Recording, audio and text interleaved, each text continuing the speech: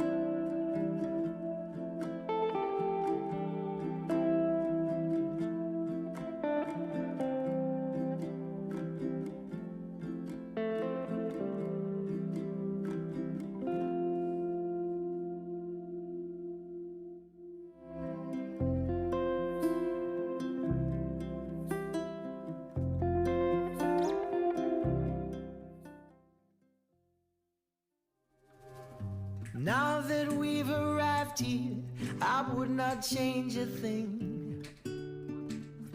Knew that we'd survive here and all the goodness we would bring. Of this I sing. Everybody swimming in sunshine, everybody feeling fine. Everybody join the front line, ain't nobody left behind. Everybody swimming in sunshine, everybody feeling fine. Everybody join the front line, ain't nobody left behind. Everybody swimming.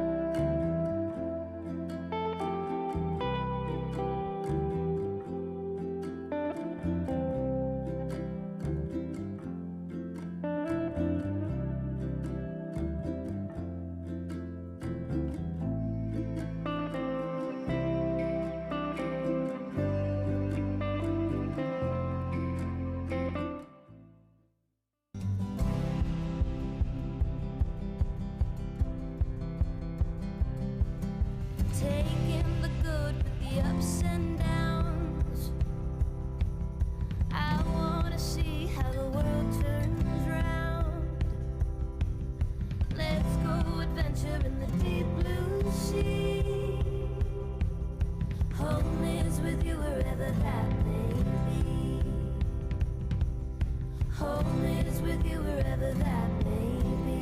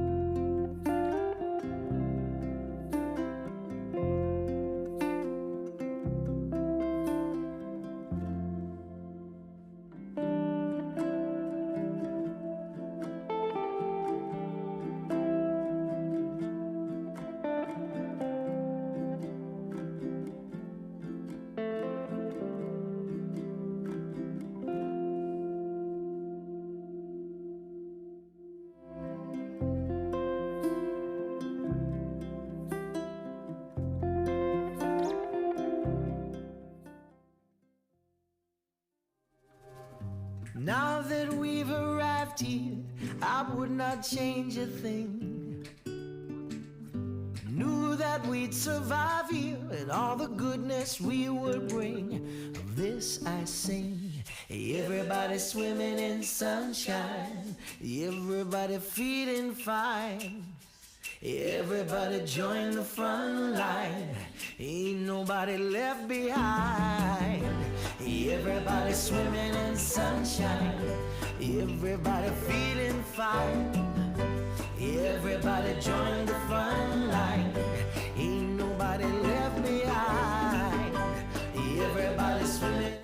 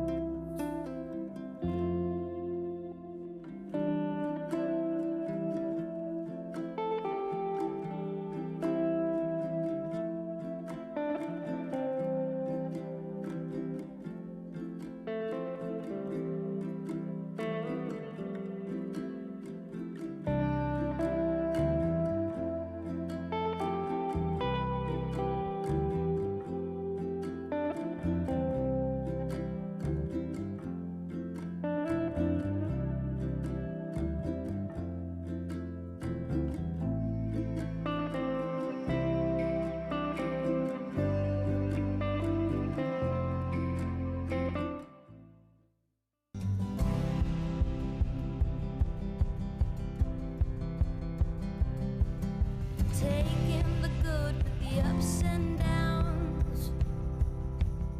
I wanna see how the world turns round. Let's go adventure in the deep blue sea.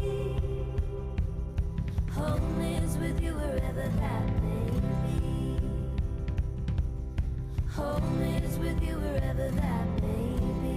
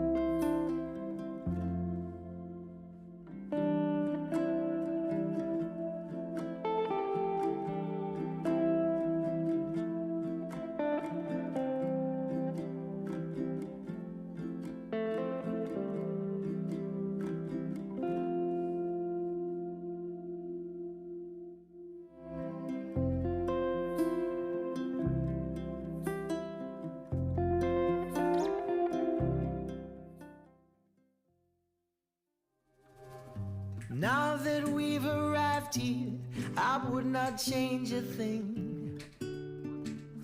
Knew that we'd survive here and all the goodness we would bring.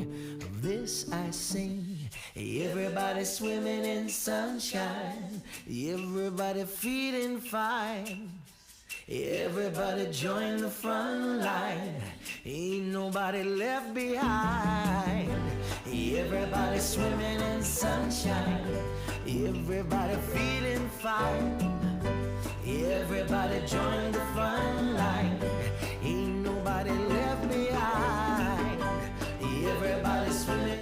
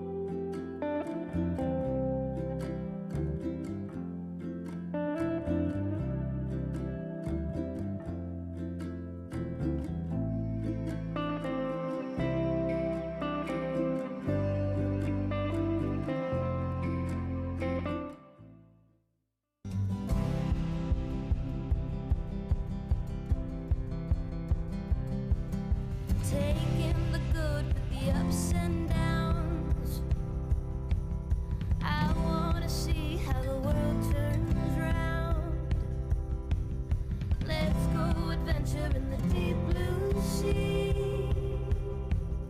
Home is with you wherever that may be. Home is with you wherever that may be.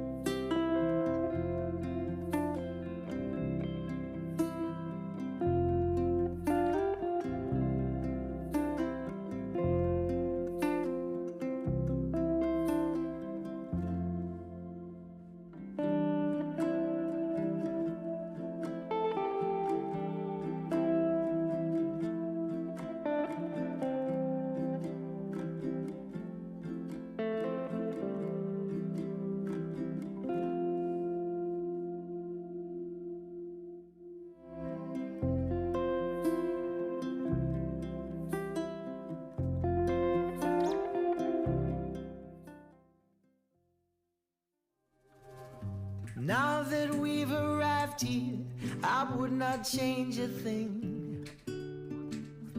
Knew that we'd survive here and all the goodness we would bring. Of this I sing. Everybody swimming in sunshine, everybody feeling fine. Everybody join the front line, ain't nobody left behind. Everybody swimming in sunshine, everybody feeling fine. Everybody join the front line, ain't nobody left behind. Everybody swimming.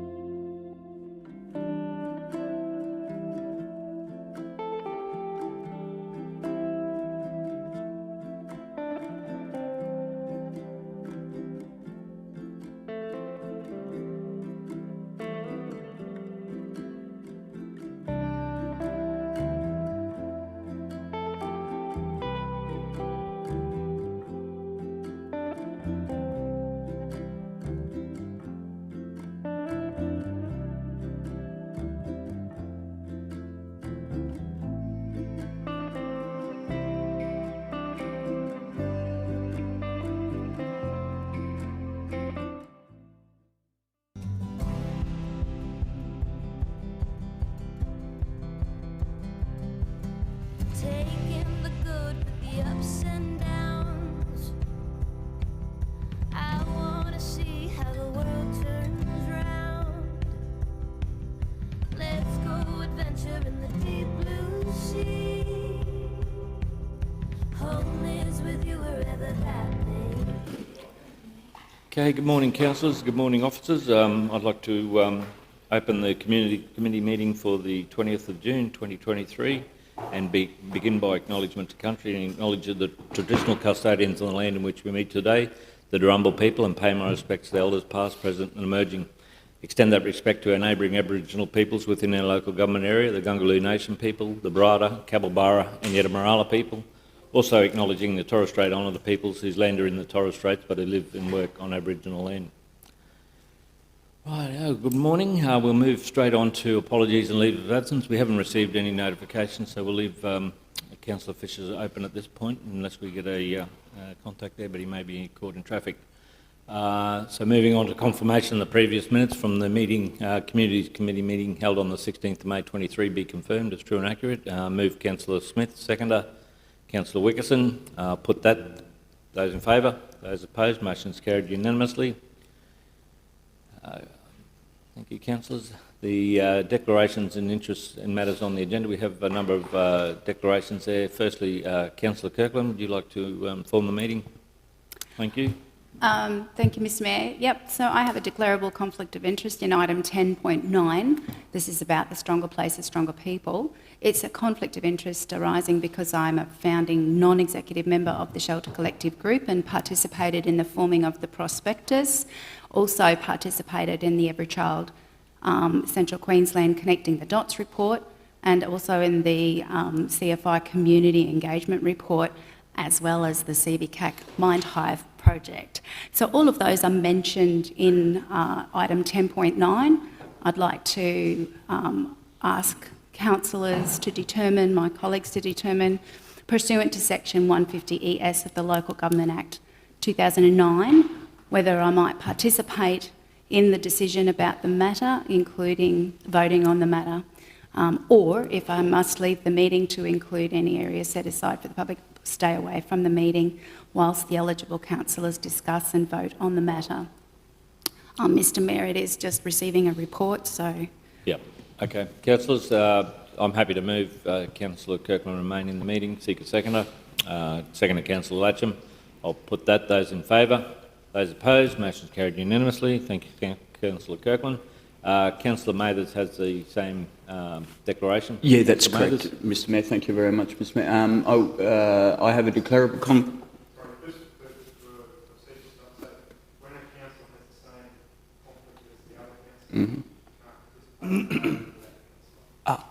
okay. Motion carried then, not unanimous. But not me. Thanks very much, Mr CEO. Thanks, CEO. Councillor Mathers? Yep, thank you. I have a declarable conflict of interest in item 10.9, Stronger Places, Stronger People. This declarable conflict of interest arises as I am a founding non-executive member of the Shelter Collective Group and participated in forming of this prospectus. I wish for eligible councillors to now determine, pursuant to section 150 ES of the Local Government Act 2009, whether I may participate in the decision about the matter, including by voting on the matter, or must leave the meeting, including any areas set aside for the public, and stay away from the meeting while the eligible councillors discuss and vote on the matter. Thank you. Now, question. Councillor Kirkland, now that she's been able to, still can't participate in that vote. Just the microphone there. Yeah, I haven't had a chance to catch up with Councillor Rutherford or Councillor Mathers. So, if you don't have a association or conflict with the Shelter Collective, you are able to participate in the vote in determining whether or not Councillor Mathers stays or goes. So as long as you don't have the same conflict, you're fine. Right. Yep. But Mr CEO, then I have to declare an interest purely because of the relationship? Now we've got... the association? The answer is no. We got clarification on that? Okay. Right, thank you. Okay, thanks, Councillor Mathers. Yeah. Yeah, as clear as. Councillors, can we have mover and a seconder with regards to Councillor Mathers? I'm happy to move. Seek a seconder, Councillor Latcham. Now, I'll put that. Those in favour? Motion's carried. Thank you.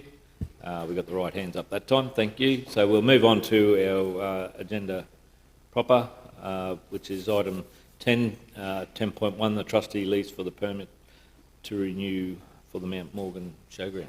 Who has Either Mark or John, I'm not sure. Mark, are you speaking to this? Mark, thank you.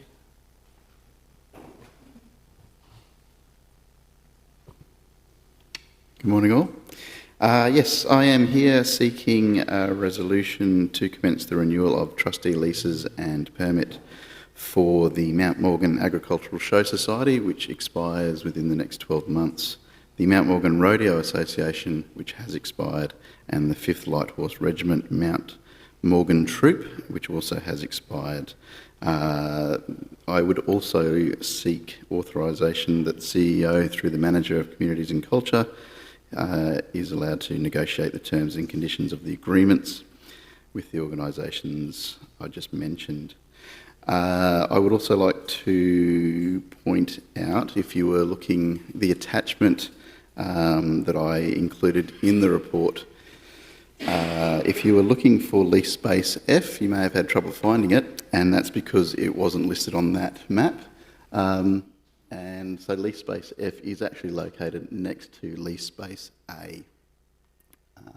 So my apologies for not including that in the original report. Also, why I'm putting all these together is to, and I'm doing a lease term, hopefully, to have all the leases expire at the same time in March of 2027, which is a 3-year lease for the Mount Morgan Show Society and a slightly longer lease for the other two groups. This is to keep them all together, just for administration purposes. That's just a lot easier to manage. Okay, thanks very much, Mark. Questions? Councillor Latcham. Thanks, Mr Mayor. And just to follow on with that consistency, I thought we were, as a council, trying to get all the leases and everything to go on 30th of June each year. Oh, okay. So that would be extended out, and that way every year, 30th of June, a mob of them would come up to the council table for renewal. I thought there was trying to get a bit more consistency on trying to get the leases all ending on the same date of each year. I wasn't aware of that one. Okay. Sorry. Through the Mayor, that doesn't really make sense in that leading up to the period of the negotiation, there's a whole body of work. So to put everyone on the same date doesn't really manage the workload. For example, Justin and Jack, who are dealing with the largest of the community groups across the whole, that would just be an unmanageable situation to have everyone coming up onto the same date. So I'm not sure where you've got that impression. Yeah, just remember back in my head there was discussion of, it was obviously getting, as they fall, trying to... Certainly into the Rockhampton showgrounds, that was a bit of a different kettle of fish. So maybe you've taken that. But possibly. So Rockhampton showgrounds, the lease report that went last week, I think, or the week before around the Cattle Club, we were talking about the expiry of those leases to all come in line with the next, so that we could look after the next beef and have a look at what the redevelopment would be. Yeah, I don't have a problem with it. I just remember something in the back of my mind. It would just be too hard to manage because all of the negotiations and communication leading up to that point of decision. That makes sense. Yeah, that's correct. With the showgrounds, we do have all the permits expire. I think it might be April. They do all along, Councillor, and that's to match with beef every 3 years. Yeah. Right, thanks, John. Councillor Kirkland and Councillor Wickerson. Thanks, Mr Mayor. Mark, I just wanted to make sure that all of the organisations, their sentiment around this is approving and they're all working together, continuing. I understand that they've been doing it for a number of years now, but that they're all still happy with one another and happy to work together. The relationships do fluctuate in terms of how happy they are with each other at certain times, but they do work together.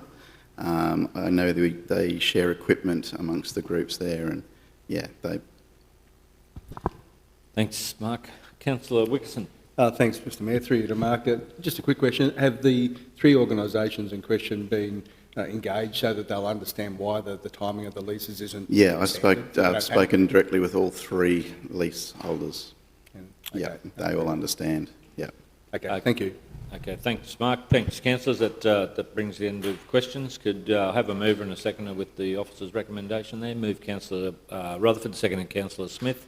We'll put that. Those in favour?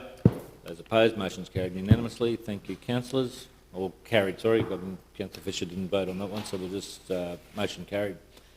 Moving on to 10.2, the specialised supply of provision for Rockhampton Museum of Art. Jonathan, have you got this one? Yep. Thank you, Jonathan. Good morning. Good morning. Morning, councillors. I believe, so we've got the next commissioning collective fundraising underway. So for those of you that remember, the last commissioning collective work was the large D. Harding piece made in the foyer, extending into the long gallery of the museum.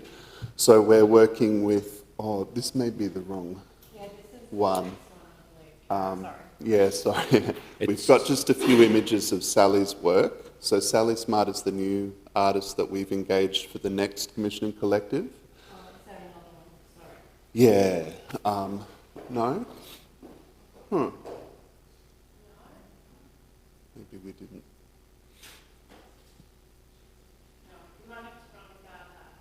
Okay. The images would be helpful in showing you the difference in what we'll be doing for the next commissioning collective. My thought was that while Dee's work was a very bold step into what we want to do here in Rockhampton, it was a bit of a difficult one, I think, to begin this program with. A lot of people have had a bit of a hard time wrapping their head around a commissioned piece that can be essentially completely erased, painted over, and then recommissioned later. That is a somewhat common practice in contemporary art, but it can be, not every member of the public necessarily understood that quite so easily. So with the next one, we're going with something that's much more tangible, something that's very easy to understand. So Sally's work is often very large scale. She's very comfortable working at the kind of scale that we have there in the museum. And she works both in a 2D and a sculptural fashion. So there'll be things hanging, sculptural works hanging from the ceiling, as well as works mounted or painted on the wall. Essentially, if you can imagine, she works in a way with collage, but writ large. So large fabric pieces, large painted pieces, and I had some really great install shots of her work that are in Melbourne and all over the place that would quite happily show you just how comfortable she is in that sort of capacity. So what we can do is two things. If council wanted that before they made their decision, we could certainly source that and come back to this item. Or the second, we can just give an undertaking to email those out to councillors, depending on what the... I have a lovely looking PowerPoint I can send you. I'd be guided by the council. I'm sure we'd like to see that. Thanks, Jonathan. I've got a couple of questions, so I'll go to Councillor Kirkland and Councillor Mathers. Councillor Kirkland. Thank you, Jonathan. Yeah, I did see that Sally's work a lot of it is actually on the walls, and then I saw that this is going to be for a period of 4 years. Mm-hmm. I kind of thought, well, 4 years is a long time to see the same piece of art. And so I was, is there any way, I suppose give me some understanding as to why it's got to be 4 years. My thought personally is surely it should be shorter. 2 years would be plenty, but we settled, you need to convince me. Yeah, we settled on the 4 years, I believe, with the the current piece that is in there. I think originally it was a 2-year turnaround. John might have... I sort of... Came in we were painting this the week I started, so John might have some extra. I hate to be really money is the reason. So for both Commissioning Collective and the Gold Awards, we do fundraising with the philanthropy group. And so when we do the Gold Award, there's a $50,000 prize, which is funded by the trust, the Gold Trust. We then raise money to purchase other works at the same time. That's on then. And then with the Commissioning Collective, we then raise some funds there. So it's really about the capacity to raise money for the major works.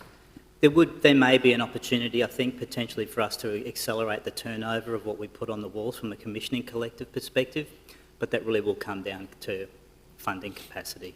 And So- your point's well made, though. Yeah, so Jonathan, sorry, John, there could be an option if there was money come sooner, then that could potentially be a different That's right. timeline. The conversation I do remember being a part of was we did consider a 3-year turnaround, but we ended up opting for 4 simply because that would it would still leave it in the off year to the gold each year, whereas a 3-year would put it on the same year every second time. So there are arguments for and against both options, really. Okay, thanks, Jonathan. Councillor Kirkland. Thank you, Mr Mayor. Secondary to that then, I expect, are there a number of pieces or is it just that one wall that's going to be being painted? And if there are a number of pieces, are they all commissioned for the full 4 years or just the wall? We don't have a specific plan with Sally yet, but we have been discussing both 2D and 3D items that would be part of the commission, and they are then kind of brought into the collection, I suppose you could say, once it's finished. So we can bring those out at any point. Another advantage to Sally's work that I forgot to mention is works on fabric and other materials like that. Very, very easy to store, which is wonderful. Much easier than, say, a gigantic bronze sculpture or something like that, which we simply don't have room to store. Okay.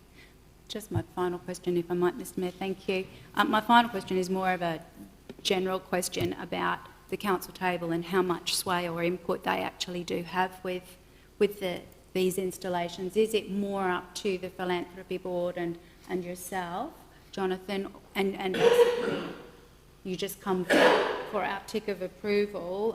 I don't understand how much input we actually have to the types of pieces that are put into the gallery and how we actually monitor the, for example, what's existing in there at the moment that's quite explicit. I might ask Alicia, and that was probably when we were talking about the whole facility. But so I guess, we put our faith in Jonathan in terms of selecting that, and with this one particularly, there's a host of conversations that have already happened with the Philanthropy Board because they're out there and needing to be on board with the project to raise funds for that. So I guess they are our advisors in this sense. The reason that it's coming to council is that sorry, Jonathan, behind you, is this the pictures? Yeah. So the reason that it's coming to council is of that, because it's a purchasing decision that is a sole provider. Remember, and a lot of those decisions here, and it's not dissimilar to the shows that are going on at the Pilbeam Theatre and different pieces, we still have to tick that box from a sole supplier perspective. So that's why we're here. I mean, as well as this, in the next item, I also wanted Jonathan to give you an update on the upcoming exhibitions. So similar to that, we would have had a provider, but we sort of leave it for Jonathan, the director, to put all those things together. And again, leave it with the experts. I think we'd have so many differing views around the table, it'd be hard to get consensus on any decision on that. So leave it in the hands of the people that know their game. Thanks, Mr Mayor. So to be clear, we don't get a say on what goes into the gallery. We're just making sure that we're understanding that this is a sole provider, that no one else can do this type of work, and that's what we're voting on today. It's always been clear, Councillor. Yeah, no, I just wanted to...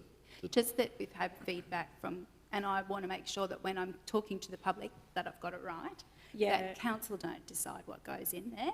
Well, the only other aspect is that we do have council representatives on the Philanthropy Board. So that is another way that you, as council, have influence. Yeah.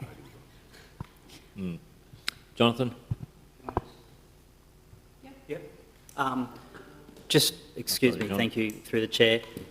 Jonathan and I are actually completing the Museum of Art's collection management policy and process, which is about then what we acquire and how we go about acquiring that, and I'll be bringing that to the council table in the next couple of months. So that should give a bit of clarity, and now that we've been open for a while, that'll explain how we go about acquiring works, and that does clearly delineate that it's the directors team's role to do that, but I'll be bringing that to the council table for that policy and procedure to be approved. Yeah. We've never had that control, ever, from the old art gallery to the new one. The council table never had that control. So, Mr Mayor, do we want to quickly run through these images, Jonathan, now that we have them, so that then we've got a collective understanding before we go to further questions? Righto, thank you. Sure. So this is just a little profile shot of Sally in front of one of her works. But maybe we could move up to the next one. So this is a large-scale piece that was exhibited. I can't actually remember where this was. It was somewhere in one of the regional galleries in Victoria. From memory, perhaps Ballarat or somewhere like that. This is partially what we're discussing.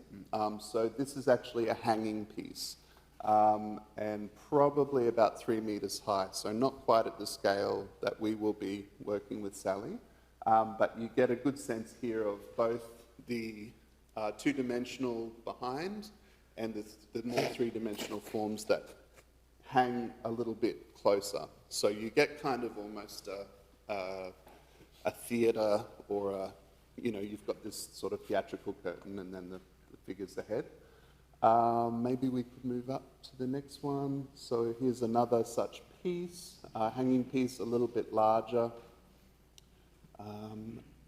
Here we go. So this is a very large-scale installation in Melbourne.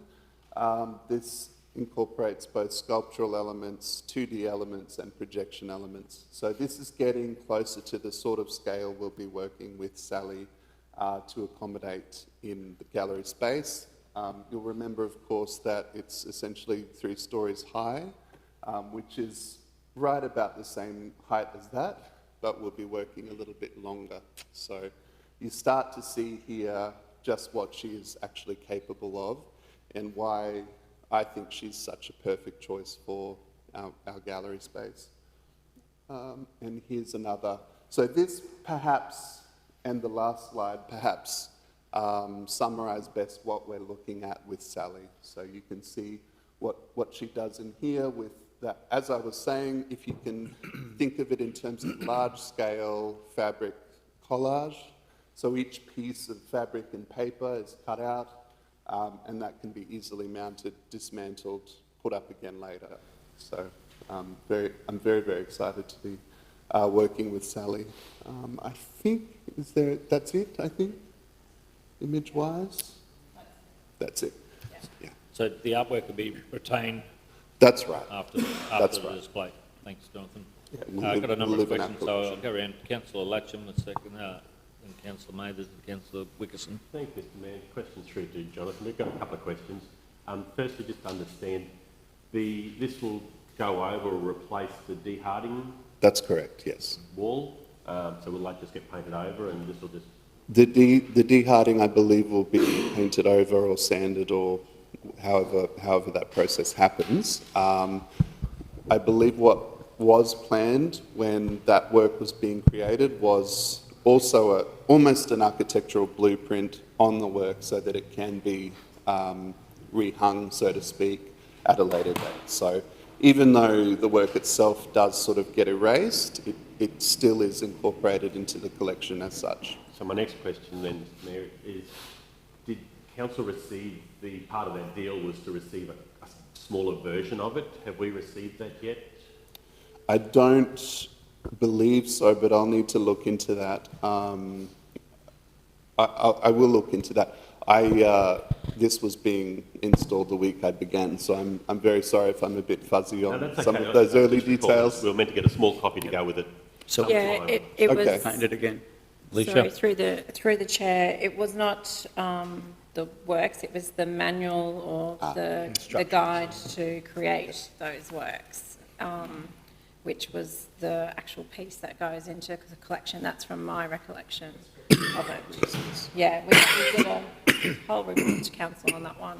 Yeah. Okay. The next question I've got is, and this is interesting, this work that you're looking at getting. So, is there any? Are you putting any guidelines on what theme? I mean, we normally a lot of things are themed, especially. I mean, collage to me is more in my space the portfolio of waste and recycling. So you're reusing materials and stuff. Is that kind of the theme we're aiming towards, or is it something more topical? Sally will have something probably more topical, but she does discuss a lot of renewables in using those sorts of things. She discusses a lot of, green strategies in terms of creating artworks that are not going to end up as landfill or, undegradable materials. But she will have something. We're just in the very early stages of developing that with her, so we are yet to sign a contract. So once that begins, she will, give us something a little bit more. Basically, the next step for her, once she's signed the contract, we want to get her in here, get her to see the space, and then she'll sort of start her journey. And she's proven very happy to be having conversations with me about those sorts of things, and she's a very collaborative character, so I'm quite confident that she's going to give us something that's going to work very, very well. Thank you. I'm glad you mentioned that towards the end of your answer there. She is going to come to the region, she's going to see what's in the region, yep. Hopefully that'll give some inspiration. I mean, if you look at Dee Harding, it was the Fitzroy River was most of his work there, which was great. It's about the river. We want to focus on the river in this region. Possibly another, just a suggestion, is obviously with Rocky Nats there might be something they could tie in with Rocky Nats as something different. I would or the beef capital or something like that. But through the chair, I'd hazard to say she may not be quite so keen on the Rocky Nats herself, but you might see later, I think, we've got a pretty exciting show lined up actually for exactly that purpose. So I'll put a hold on that just for the moment and talk to you more about that in a moment. Thanks, Councillor Latchman. Councillor Mathers. Thanks very much, Mr Mayor. Through you to Jonathan. Jonathan, thanks for bringing this to us. I'm actually pretty excited about it. Like, all due respect to Dee Harding's work, I just don't think that has the wow factor that we need at the entrance when you walk in there, whereas something like this. And when I look through, and I've just brought it up again now, when I look through online over the weekend, I think the second image that you showed here, which was, the material and then the hanging bits off it, that three-dimensional look was what I pictured in my mind would look great there. So I'm really happy that you're talking to the artist in regards to something like that. I think the other thing we need to be mindful of is that if I was an artist, the last thing I'd want anyone telling me to do is what it should be about or what it should be. That's what artists do. You give them a blank canvas and you let them create. So I look forward to seeing what she can do. So thanks very much. Well, thank you. Thanks, Councillor Mathers. Councillor Wickerson, portfolio spokesperson. Yep, thanks, Mr Mayor. No, I actually agree with my colleague that I don't think our role at this table is to direct or dictate or anything what an artist does. We have a policy there about what's considered to be in the community, thoughts about decency or whatever, so I'm sure that will cover off on things that might be too extreme. And if that's not working, well, then we can come back to the table and look at that policy. But as far as actually saying what theme or what colours, whatever, I don't think we should be getting involved with that. So that said, I'm happy to move this at just the nature of what we do, whether it's theatre or arts or anything. It's not like other contracting or tendering out, so it has to be by its nature list, but I understand why it's got to come back for council resolution. I'm a bit anxious about the 4 years, and again, that's probably contradicting what I said earlier about not getting involved in the art per se, but the length of time that it's on display, I would wonder after even a year how many people will be still coming to see it. If there's some, well, that's great, we'll keep it there, but 4 years I don't...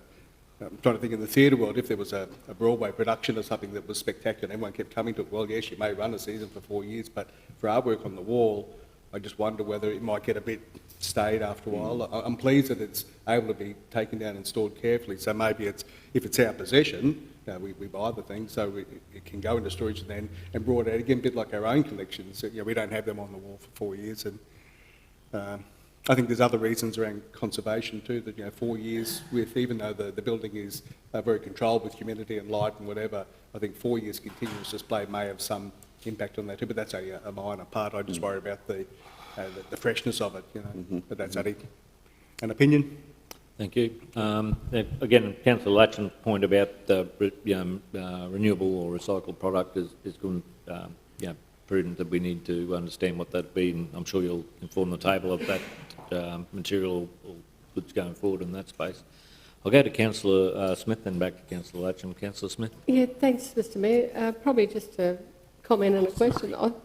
This looks really great, and this is what I thought we were doing right from the start. That's what I thought. I expected the previous painting to be like that, so I think that's really good. And sorry if I missed it, but how long before this artist starts, and when will it be ready to be put up? Through the chair, if we continue on the timeline that we're working on with Sally, and I believe we will be, work will be commencing about this time next year. So probably in the new financial year of 2024 to 25, we'll begin work on it. Okay, thanks for that information, Jonathan. Councillor, I think we've exhausted all the questions on that item. Can I have a move in a second? I'll move Councillor Wickerson. Do we have a seconder? Councillor Smith. I'll put that. Those in favour? Those opposed? Motion is carried unanimously. And we'll lead straight into the next item with John. Is that you? That's you. Okay. Jonathan? John. You're it. Yep. Good morning, through the chair, councillors. Good morning. What we've got here is it's a report on the first 12 months of the Museum of Art's operation, which occurred in February earlier this year. This was listed as an outcome in the operational report. So I've got this report here for you. So, as you know, Rockhampton Regional Council's significant collection of art was and is regarded as of national significance and one of the finest in regional Australia. However, the Rockhampton Art Gallery itself was of limited capacity with an outdated layout and ageing services infrastructure. This presented an opportunity to refurbish or rebuild a new facility in support of the goal to revitalise the Rockhampton CBD. A business case was completed and endorsed with joint funding received from the Queensland State Government and the Australian Federal Government in support of the Rockhampton Regional Council's budget commitment to the project. And so there we've got in the operational report that we completed a review of the Rockhampton Museum of Art and its contribution to the community and cultural tourism. What I've done is just taken the main points that were listed in the business case in 2018 as a method for measuring how successful we were. Certainly things changed from 2018, but that's, I think, the best place for us to have a look at. So we opened on Friday the 25th of February, and then we completed the 12-month anniversary in the 25th of February this year. And so these are some of the objectives that were listed in the business case.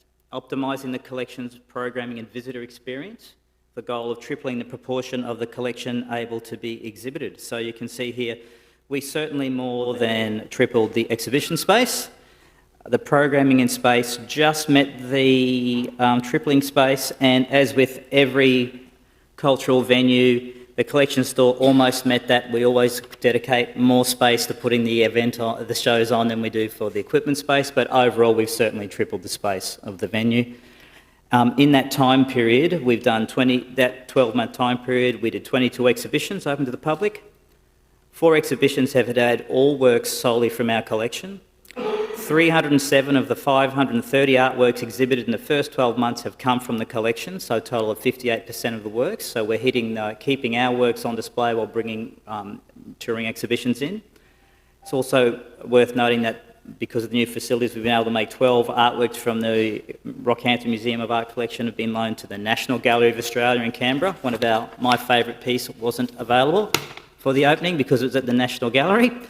The Percy Tucker Gallery in Townsville, Art Space in Mackay, Murray Art Museum in Albury, Monash University in Melbourne and the Rockhampton Girls Grammar School.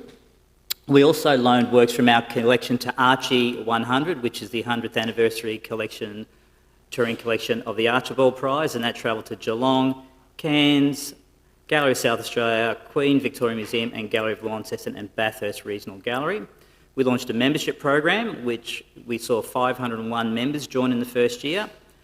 And social media following grew on Facebook to 8,000 followers with 985,717 impressions and 56,562 engagements. So getting the artwork out there is something we've certainly achieved. The other 2 objectives or goals were enhanced economic opportunities for artists and cultural service suppliers, education and training opportunities for students, artists and the broader workforce. During the time period, with over 35 artists, educators or staff have been engaged to deliver programs during the first year. 41 artists have been stocked within the Ramoa shop. These educators delivered a total of 105 programs made up of 67 one-off programs, 38 recurring, for a total of 190, typically 1 hour plus sessions. There have been 16 First Nation programs.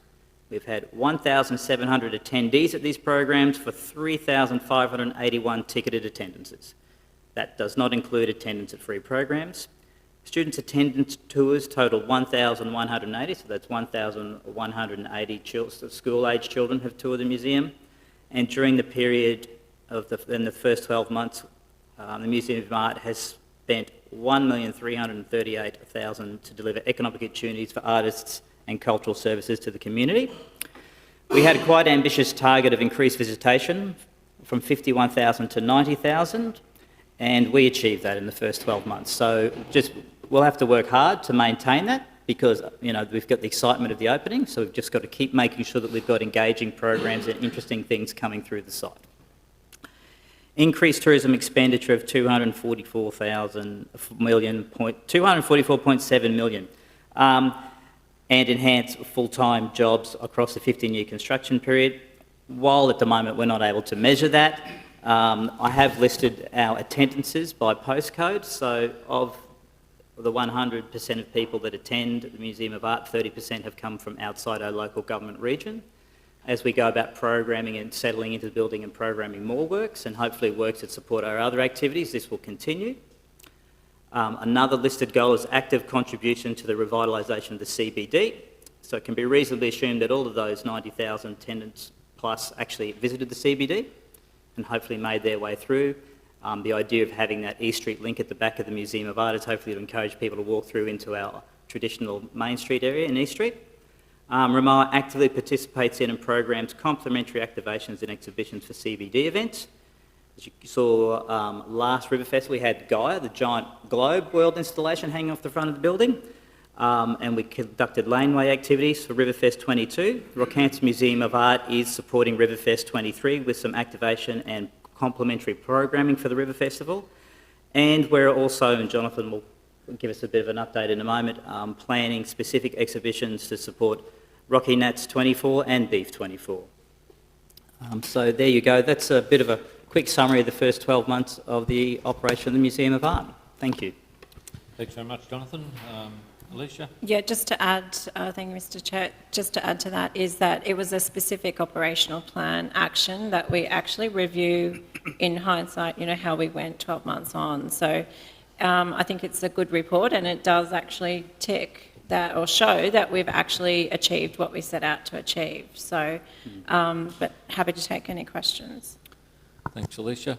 Just one, Jonathan, the graph with the postcodes, did we ask that voluntary, or what was the process in grabbing that data and information? We have a process where we ask people where they come from because you don't have to pay to come into the Museum of Art. Yep. So that's a best estimate. We're investigating if there are other ways which we can go about that. We did investigate mobile phone tracking data, but that didn't quite work in that building. So that's something which I think we'll always be slightly challenged with. And then if there's potential in future to work with economic development and if they have other tools and other measures, that would be the way. I'm sure there's averages of, you know, the amount of people that you got through. If you've got a percentage, then that'd be the, you know, the overall. And I think those economic measures that were listed in that business case, that would be the way that we could hopefully go about measuring those. Righto, we've got a number of lights on. We'll go to the questions. So I'll go to Councillor Latcham, then go portfolio spokesperson, Councillor Wickerson, then Councillor Kirkland. Thanks, Mr. Mayor. Just a question through to John. Pretty impressive performance for the last 12 months. I just wanted to get a bit more of an understanding at a general level, but a bit more, the $1.3 million to deliver economic opportunities. What type of thing? That's expenditure of employing artists, employing programs. That's what that data is. That's wages. Predominantly wages, so that's for our staff, but also all of the people that we bring in. So the most of that is wages. Okay. And expenditure that we've purchased within the region. Yep. Councillor Wickerson.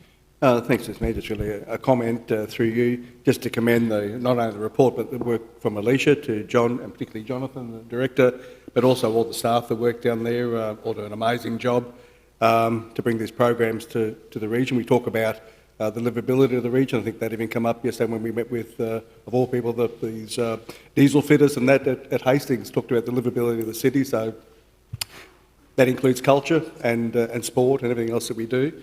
Also, the Philanthropy Board, we saw in the last report the hard work that they do. I think, is that you behind me something?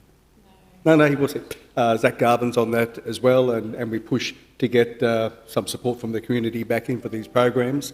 But also the relationships, the Museum of Art doesn't sit in isolation, so just that connection that through Jonathan we keep making with the community, whether that's our First Nations community or our schools or a range of people, diversity of people across the community. And that's important because it's not our museum as council, it's Rockhampton Region, so that's great to see that those strong relationships are being fostered and strengthened even further. So I think it's great times ahead.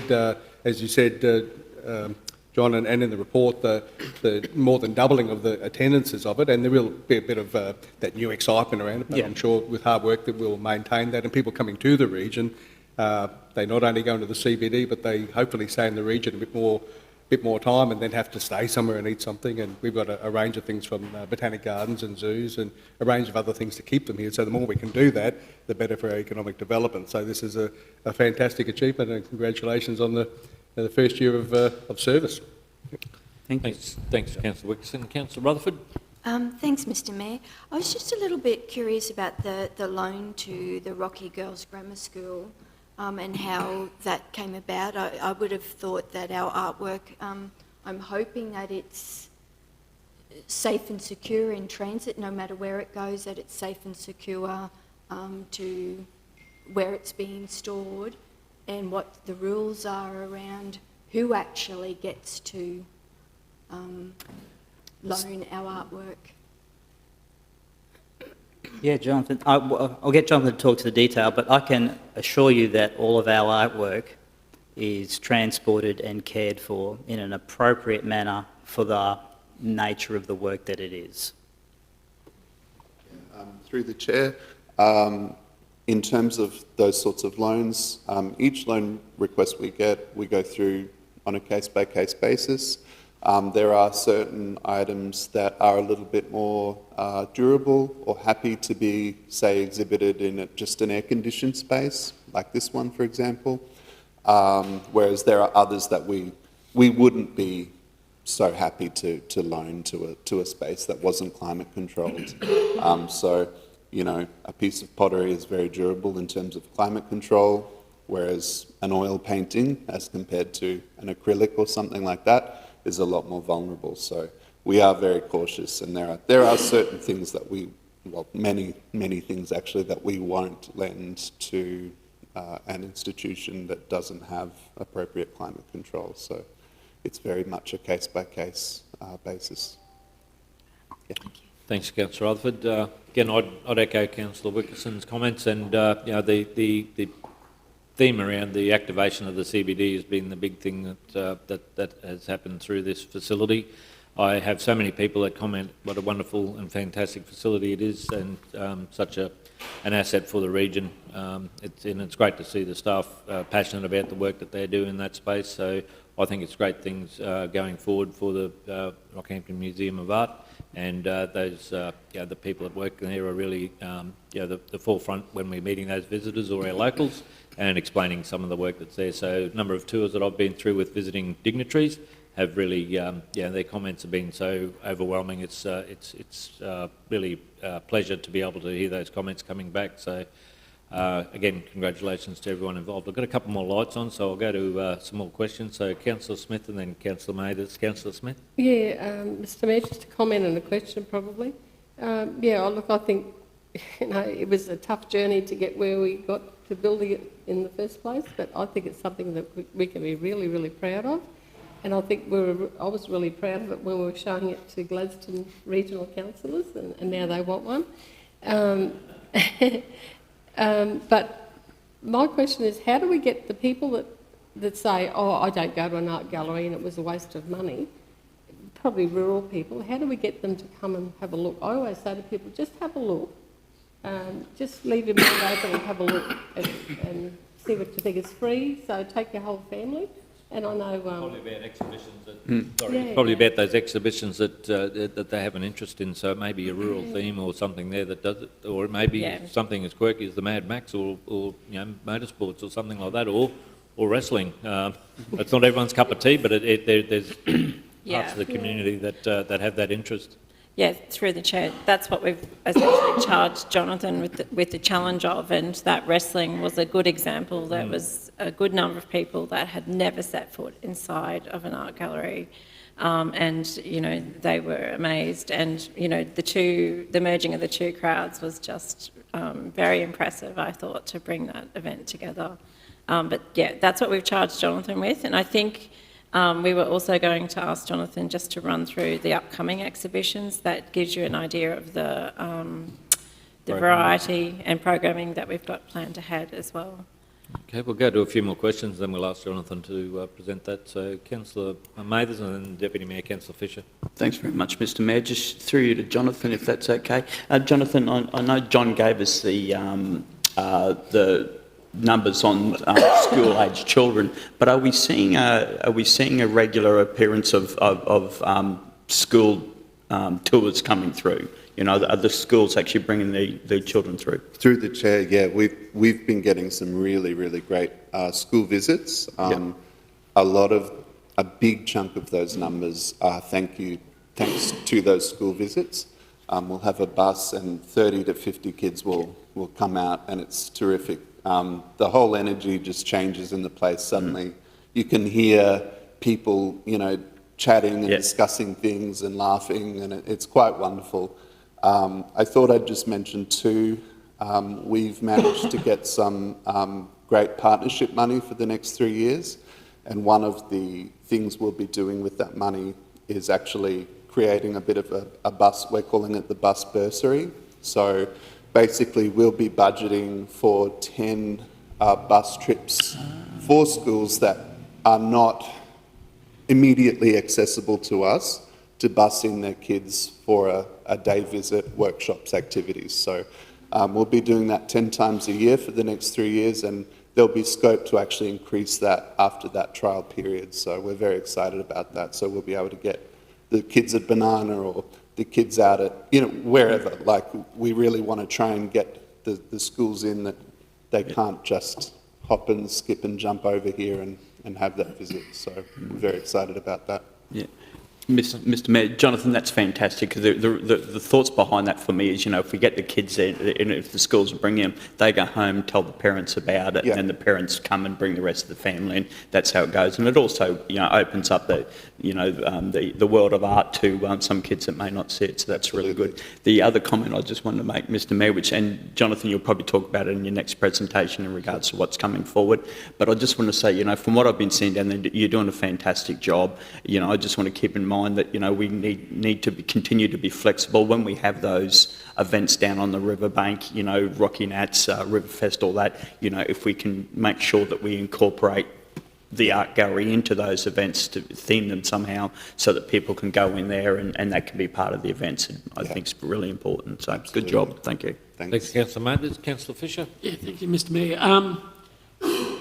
Going back just a little bit in this discussion, we're talking about how we engage with those that are not actually attending the art gallery now. And I think that is something that a little bit of work should be done, because quite often some of those people there, they are really unusual reasons why they don't think they have anything in common with the art gallery. But as we've seen in the last 12 months, a number of really good programs have been conducted that have seen people that would never have gone to an art gallery but have, and then they've come back other times then as well. But it would be really good, because I do think that probably there's another large portion of our population, once they walked into an art gallery once, if there was the right attractions, they would probably be sort of something that they would do a couple of times, maybe more times a year. So I think that would be really something to encourage if that could be taken on board. To the Chair, certainly. I mean, that's what we've tasked Jonathan with. You'll see with WrestleMania, that's a pretty accessible event. Strong hopes for Mad Max. And I think that's always going to be our challenge, and I think that's always the challenge of art galleries everywhere. So we just need to make sure that we are keeping as broad a cross-section of the community in mind when we go about undertaking programming. We also need to make sure that the building feels welcoming and that it's not foreboding. And I think hopefully, you know, it can be a casual place, and I think that's something that's really important. And cultural spaces have really gone through that transformation, and I've, I guess, grown up in the industry while that's occurred. And for me, that's a really important thing. Buildings that seem like big state or what have you institutions have got to be welcoming to people and not feel intimidating. I will just actually add something in here. The funding that we received that was partially going to be put through to this school children programming was money which came to us because of this building being built. That was through a sponsorship program that was targeted to 3 different places in the regions, and they called us. So, and that was funding not just for a building or to buy an artwork, that's funding to deliver a program, which can be a little bit unusual for sponsorship, and so hopefully we can continue that, and the standing that the broader cultural community in the state and Queensland see this building and what council's done here. Hopefully that'll continue and allow us to deliver these sort of events. So it should feel very gratified. Thanks, One Sean. more comment, Mr Mayor. Just would like to say WrestleMania I found was brilliant. It really ticked boxes with people that, you know, that I spoke to. Some of them had never been to an art gallery at that time, and I think if that can be, you know, sort of occasionally there into the plan of what has been exhibited, I think we will move forward. So I for one was really impressed with that. Thank you. Thanks, John. We might have a Trezzo. Just yet with Jonathan to run through the upcoming exhibitions, if you do that now. Just to sort of continue along the line a bit of some of the things we've been discussing, and you know, John and Alicia, as they say, they've tasked me with getting as many people in there as possible. That also happens to be my personal philosophy to the thing.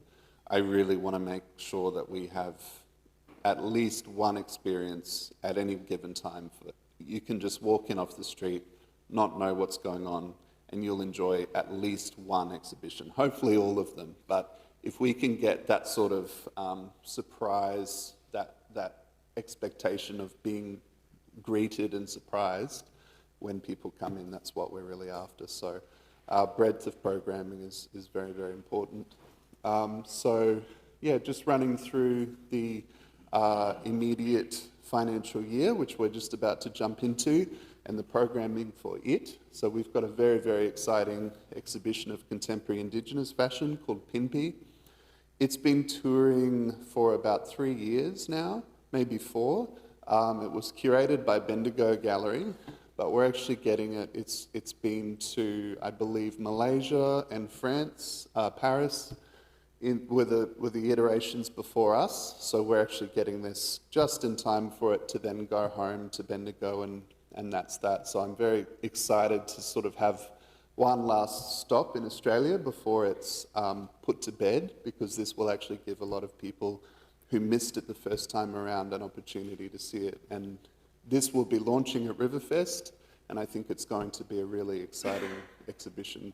The work in it looks stunning, so looking forward to that one. Opening just subsequently, this will be in the Atrium Gallery, and it's an exhibition of glass artwork, and they're quite stunning. The artist in particular, this is touring to a few venues around Australia, the artist is very excited because we will actually be the only venue to offer a space that has natural light. So depending on what time of day you get there, you'll see the work playing with the light in different ways, and it'll keep changing throughout the day. So as you know, we've got a lot of natural light coming into that atrium space, so I'm really looking very forward to that. I Object. This is launching at the same time. This will be upstairs. It's a tour from Queensland Art Gallery and Gallery of Modern Art, and it comprises of a range of some traditional First Nations objects, such as shields and ceremonial objects, as well as some contemporary work. So that's promising to be a very, very exciting show. We have D, of course, which is continuing. We've spoken a bit about D, so I might go to the next.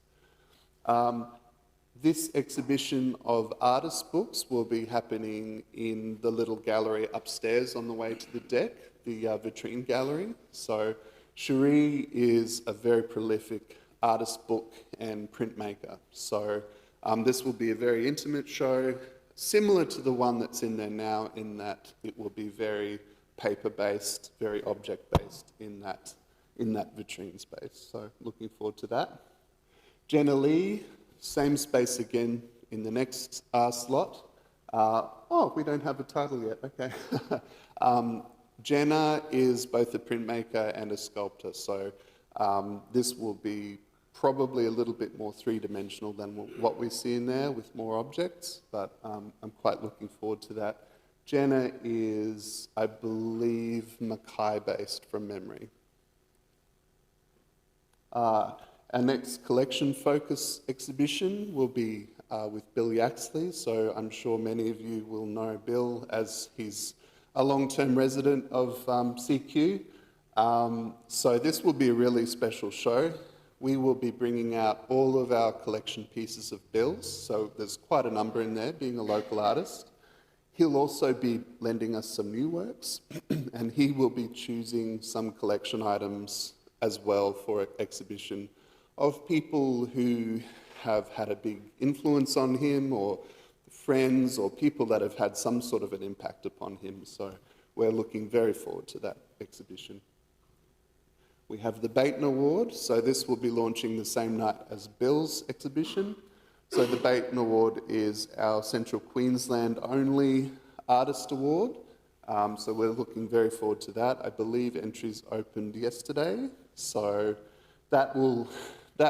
this is probably the most requested information of the last 18 months.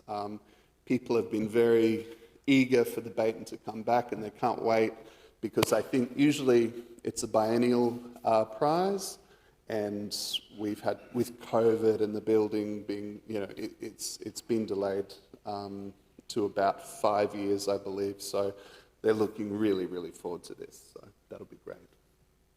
Just after that, we have a big exhibition of Richard Bell's work. You may remember Richard won the gold before last, so this will be his gold adjacent exhibition. We're very, very excited to be getting this because it will actually be the biggest exhibition of Richard's work in Australia to date. So that's a huge boon for Rockhampton. Richard, of course, is a rising international star now. He's just had a movie come out, very, very interesting film, which is on Amazon, if any of you have that streaming platform. And that was released in cinemas last year, so looking very forward to that. Lawrence English is the next artist that will be exhibiting in the Atrium Gallery after the glass show. This will be a very interesting show in that it is sound art. So he'll be creating what he calls a soundscape for the atrium space. So you'll basically enjoy that work sonically rather than visually. So it'll be something very, very different, and I'm really looking forward to what he can do with that space, because he's all about acoustics and, recording things and playing them back to them and distorting things. So it should be very, very interesting. Upstairs, we have Julie Fragar's exhibition, Biograph.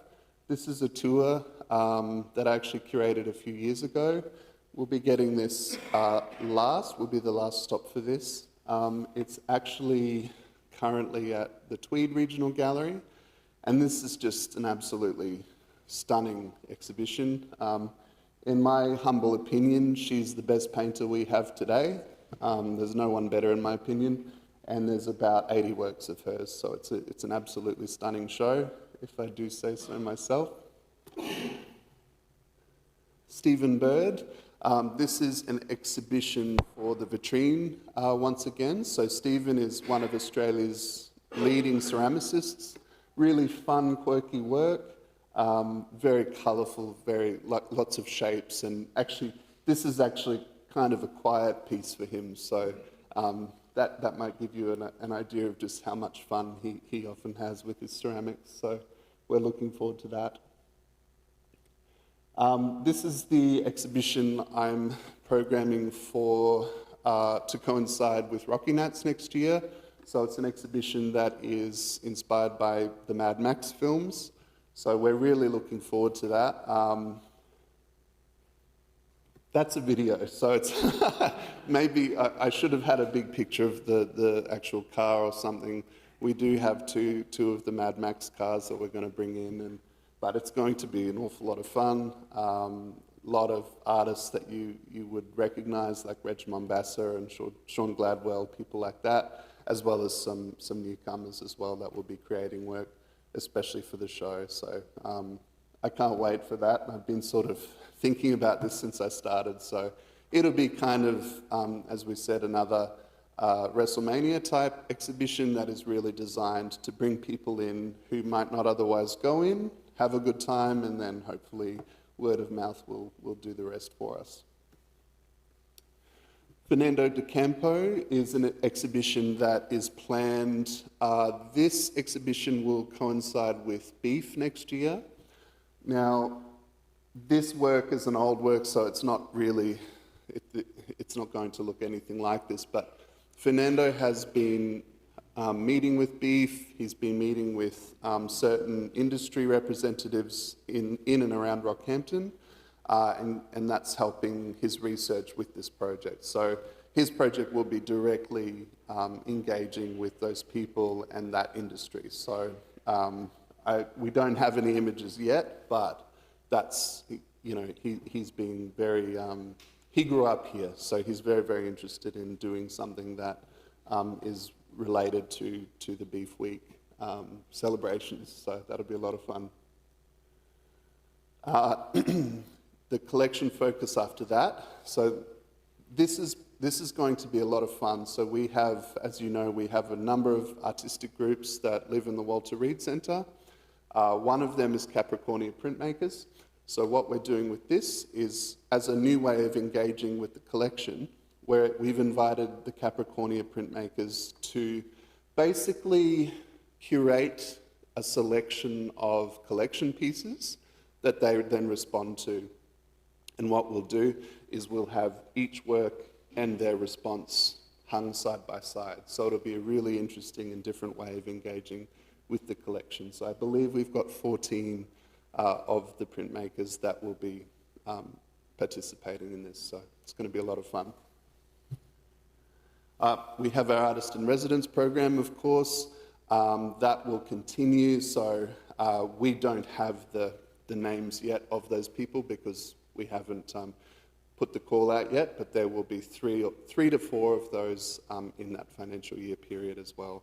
And that's been a really great project because while they have the little exhibition space in the collection study room, they're also engaging with patrons, they're doing workshops, they're doing tours. It's a wonderful program. And that might be it, yes. Okay, thank you, Jonathan. Looks very exciting.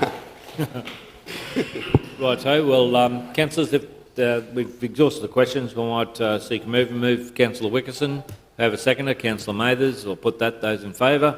Those opposed? Motion's carried unanimously. Again, pass on our thanks to all the staff for the work in that space, and yeah, we're really looking forward to for next year's review and what that can bring. Thank you, Jonathan. Thank you very much. Righto, councillors, we'll move on to our next item, which is 10.4, the Parks Progress Report, and I'll hand over to Aaron. Good morning, Aaron. Yeah, good morning, Mayor and Councillors. It gives me great pleasure to present another successful bi-monthly report for you all to receive today. So we're coming out of our post-growing season. We've also seen some major events across the region, see the effort level of our teams lift, and we're now shifting focus towards our more proactive works that uplift our spaces and I guess no pun intended, but make hay while the sun shines, for want of a better phrase. So highlights recently achieved by the team are contained within the report, and there are a few nice photos in there this month. So 270 trees planted across the month of May as part of the annual planting program. So that was widely delivered by a number of teams. So nearly every work group played a small or a large role in that. Over 1,600 plants planted as part of the Yeppen Lagoon NRM revegetation project as well, which is quite significant, and is going a long way towards lifting the quality and the standard of that area. We had quite a good fun day in May with Urban Play, who are the designers and the builders of our upgraded and revamped Botanic Gardens playground. So Urban Play hosted an event with 30 attendees from within the industry, and across other councils as well, and landscape architects and those sorts. So, quite a good day to have their day of play. So the second time that we've hosted that, and there was a good panel discussion, and generated a lot of good positivity and publicity out of that as well. So May also saw the Botanic Gardens month, and the official Begans Day held on 28th of May, and our team, along with the Friends of the Botanic Gardens, celebrated with a plant sale and some free site tours on that day as well. And we've seen recently, and there's some nice photos in there as well, of further efforts and preparations going into the Junior State Cup preparation. So not just parks, but also civil ops. So we're upgrading fields and laying turf, and improving car parking and traffic management in that space as well. On the zoo front, we've had the successful transfer of Jerry the chimp, so and there's currently introductions and transitioning towards that, so reasonably successful transition. Obviously literally a few teething issues in that, and quite an interesting little exercise for the team, but Jerry's going well. There are a range of other actions achieved within the quarter contained within the report for your review as well, Council. Would like to highlight that while we continue to work towards our common goal of growing great spaces everyone enjoys and we are proud of, we've also expanded goal setting and delivery of actions for our zoo unit and also our sports and recreation team as well. So the zoo have established a goal of creating unforgettable experiences that inspire compassion and action for wildlife, which very accurately captures what they're trying to achieve there. And our sports team, and working with our sporting clubs and community organisations, their team goal is growing an active community everyone enjoys and we're proud of. So over the last couple of months, both teams have been developing their own specific actions, and those are also included within the report. We look forward to keeping Council updated on our progress, and also happy to take any questions or comments on the report today. Thanks very much, Aaron, and again, congratulations to the team. I think the work that's being undertaken there is quite outstanding, and one there that needs to give credit to the team for the work that they're undertaking. Yep. And I'd just like to comment on the waterfall at the Kershaw Gardens and Fleet Services, working with the Parks Department there in that space to get that up and running again. Got a number of lights. I'll go to Councillor Rutherford as a portfolio spokesperson, and Councillor Kirkland, Councillor Mathers. Thanks, Mr Mayor, and just echo your words there, and thanks to the team. Certainly showing on ground, so thank you, and if you can pass that on to everyone involved. Just the 90-day reporting back now. Some parts I understand that 90 days is adequate, but I'm concerned that there are other parts we need to know more frequently.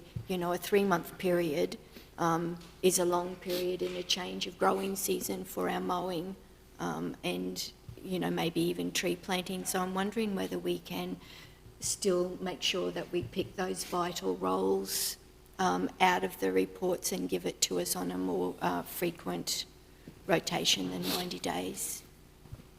Alicia? Through the chair, and this is one change to the report that I did in your absence while you're away, Aaron. I'm not even sure if you'd picked it up. Essentially, councillors 2 months comes around so quickly. We're in the cycle. And the other aspect is that we also do our monthly organisational report as well, which has a lot of that activity, and we've also put photos in there from time to time. So I guess there has been a feeling that the level of reporting is sort of high, which was why I made the recommendation that we just stretch it out, and then that fits nicely with this is the quarter what we've done, this is what we're looking at the next quarter. We are having a discussion at the operational level just around aligning the quarters, not necessarily to the financial quarters, which is what we've done so far, but aligning those with our actual seasons, which will fit better from an operational perspective. So the focus of the winter season versus, autumn and summer. So we're moving that. That also has some added advantages to keep you out of the Christmas period and school holidays with different clashes. So that's what we'll be doing to align with the seasons at that end. But if it's council's request to continue to do bi-monthly, we will do that. It's just, my main reason is that every second month comes around so fast. Yeah. Councillor Rutherford? I understand that, Alicia, and what you've said is very logical. However, one of the requests we've made is we used to have monthly committee reports, and we used to get this information on a monthly basis, and then we stopped getting it completely, and that's where we felt things slipped. So I'm really concerned that we're just now starting to get back on top of things and understanding how it's working, and that information's going to be pushed out again. So that's my concern. I don't see there's an issue in giving us information on a fairly regular basis. Even if that's handpicked, it doesn't have to be the full report all the time. So, but, a whole growing season, so much changes in a growing season.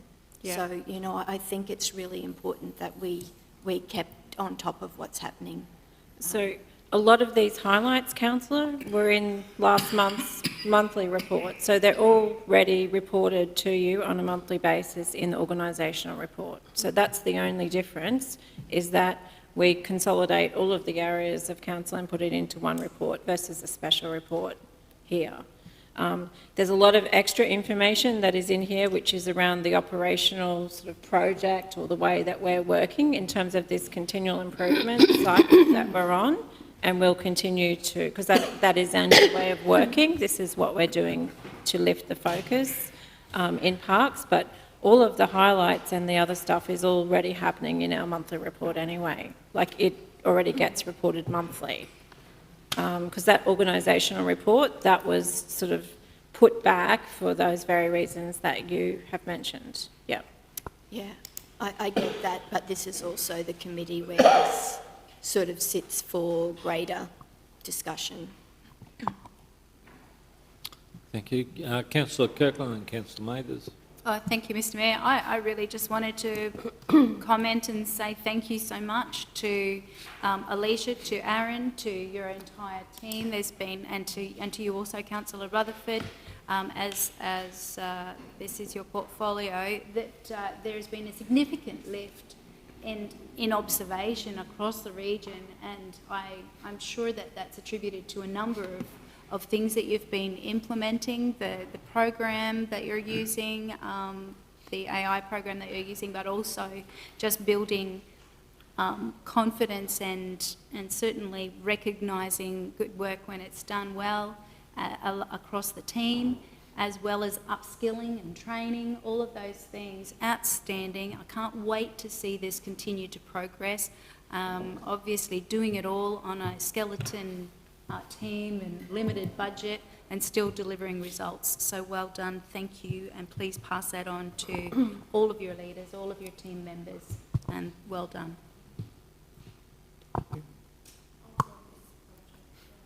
Councillor Mathers. Thanks very much, Mr Mayor.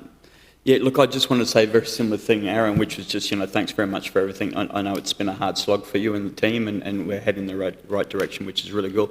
I just want to make a comment on the 270 trees that have been planted and 1624 plants, I think it was, in the Yeppan area. It's really good to see happening. Just one comment I wanted to make is in regards to if I compare that to Michael O'Hanlon Park, I put in a request quite a while ago to get some more trees planted down there, and I think there was 10 or 12 trees planted down there, and I had a community catch-up 2 weekends ago, and I've noticed that only 2 of those plants have survived. The other 8 are dead. Now, look, I completely understand Michael O'Hanlon Park's a little bit out of the way. There's no water there, so they've got to take the trucks down.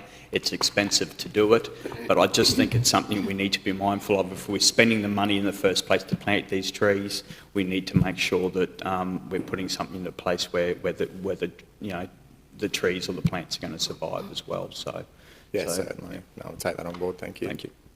Councillor Smith. Yeah, thanks, Mr Mayor.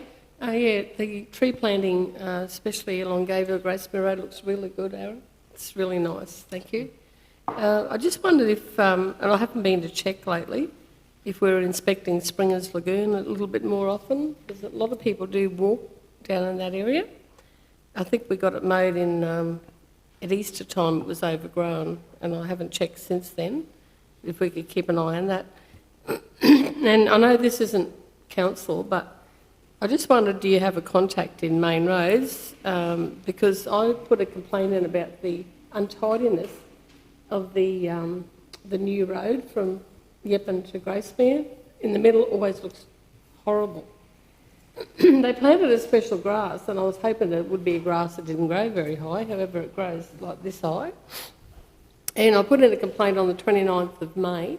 They responded on the 2nd of June, which was pretty quick, and to say it'll be mowed in the middle of July. It's just not good enough. They're looking at the safety. I'm looking at the untidiness of the whole thing, you know, and Gracemere people just hate it. Yep. And I just wondered, do we have a contact in Main Roads where we could convince them that it needs mowing sooner? Councillor, you're part of the RRTG group. It could be an item we can discuss there and see what the outcome is from that process. I think that's the best format, rather than just putting in requests. The TMR look at it at a different level, and exactly. Its aesthetics is not the one that.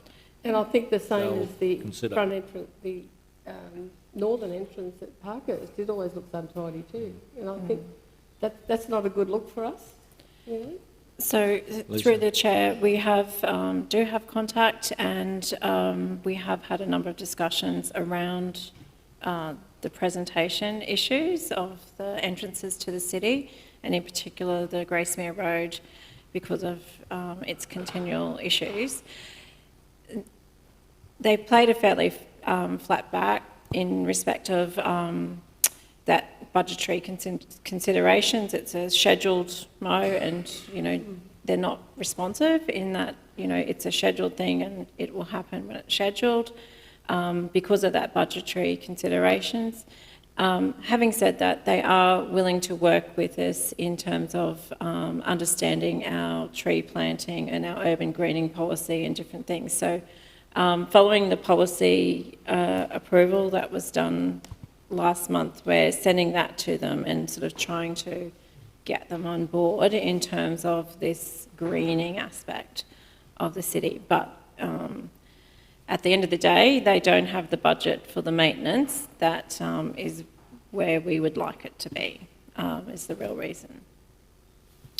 So again, we'll tackle that on a couple of opportunities there, Councillor, and take it forward. But that, good point, and probably raised the question from myself, while we're on TMR, the funding from the Laurie Street project for some trees, has that project, well, where's that at, Aaron? Or if you want to release it, yeah. And sorry, and also a subsequent question is the Lower Dawson Road, Gladstone Road medians there. There's been a number of palms taken out of there, and I know there's some trees planted up further, but there's a section there, I'm just not sure of the road, but could do with some trees planted there that they knocked down a number of palms off, and it's quite bare at the moment, so I think we need to make contact to talk about that option as well, but keen to hear about the Laurie Street tree replacement program. So yeah, Laurie Street, there has been contact made from TMR with council, and it's just both parties coming together at the tail end of their project.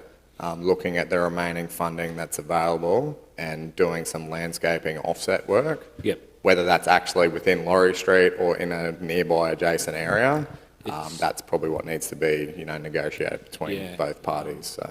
Thanks, Aaron. I think just because the project's finished now, we need to move on to the next stage and look at that tree program.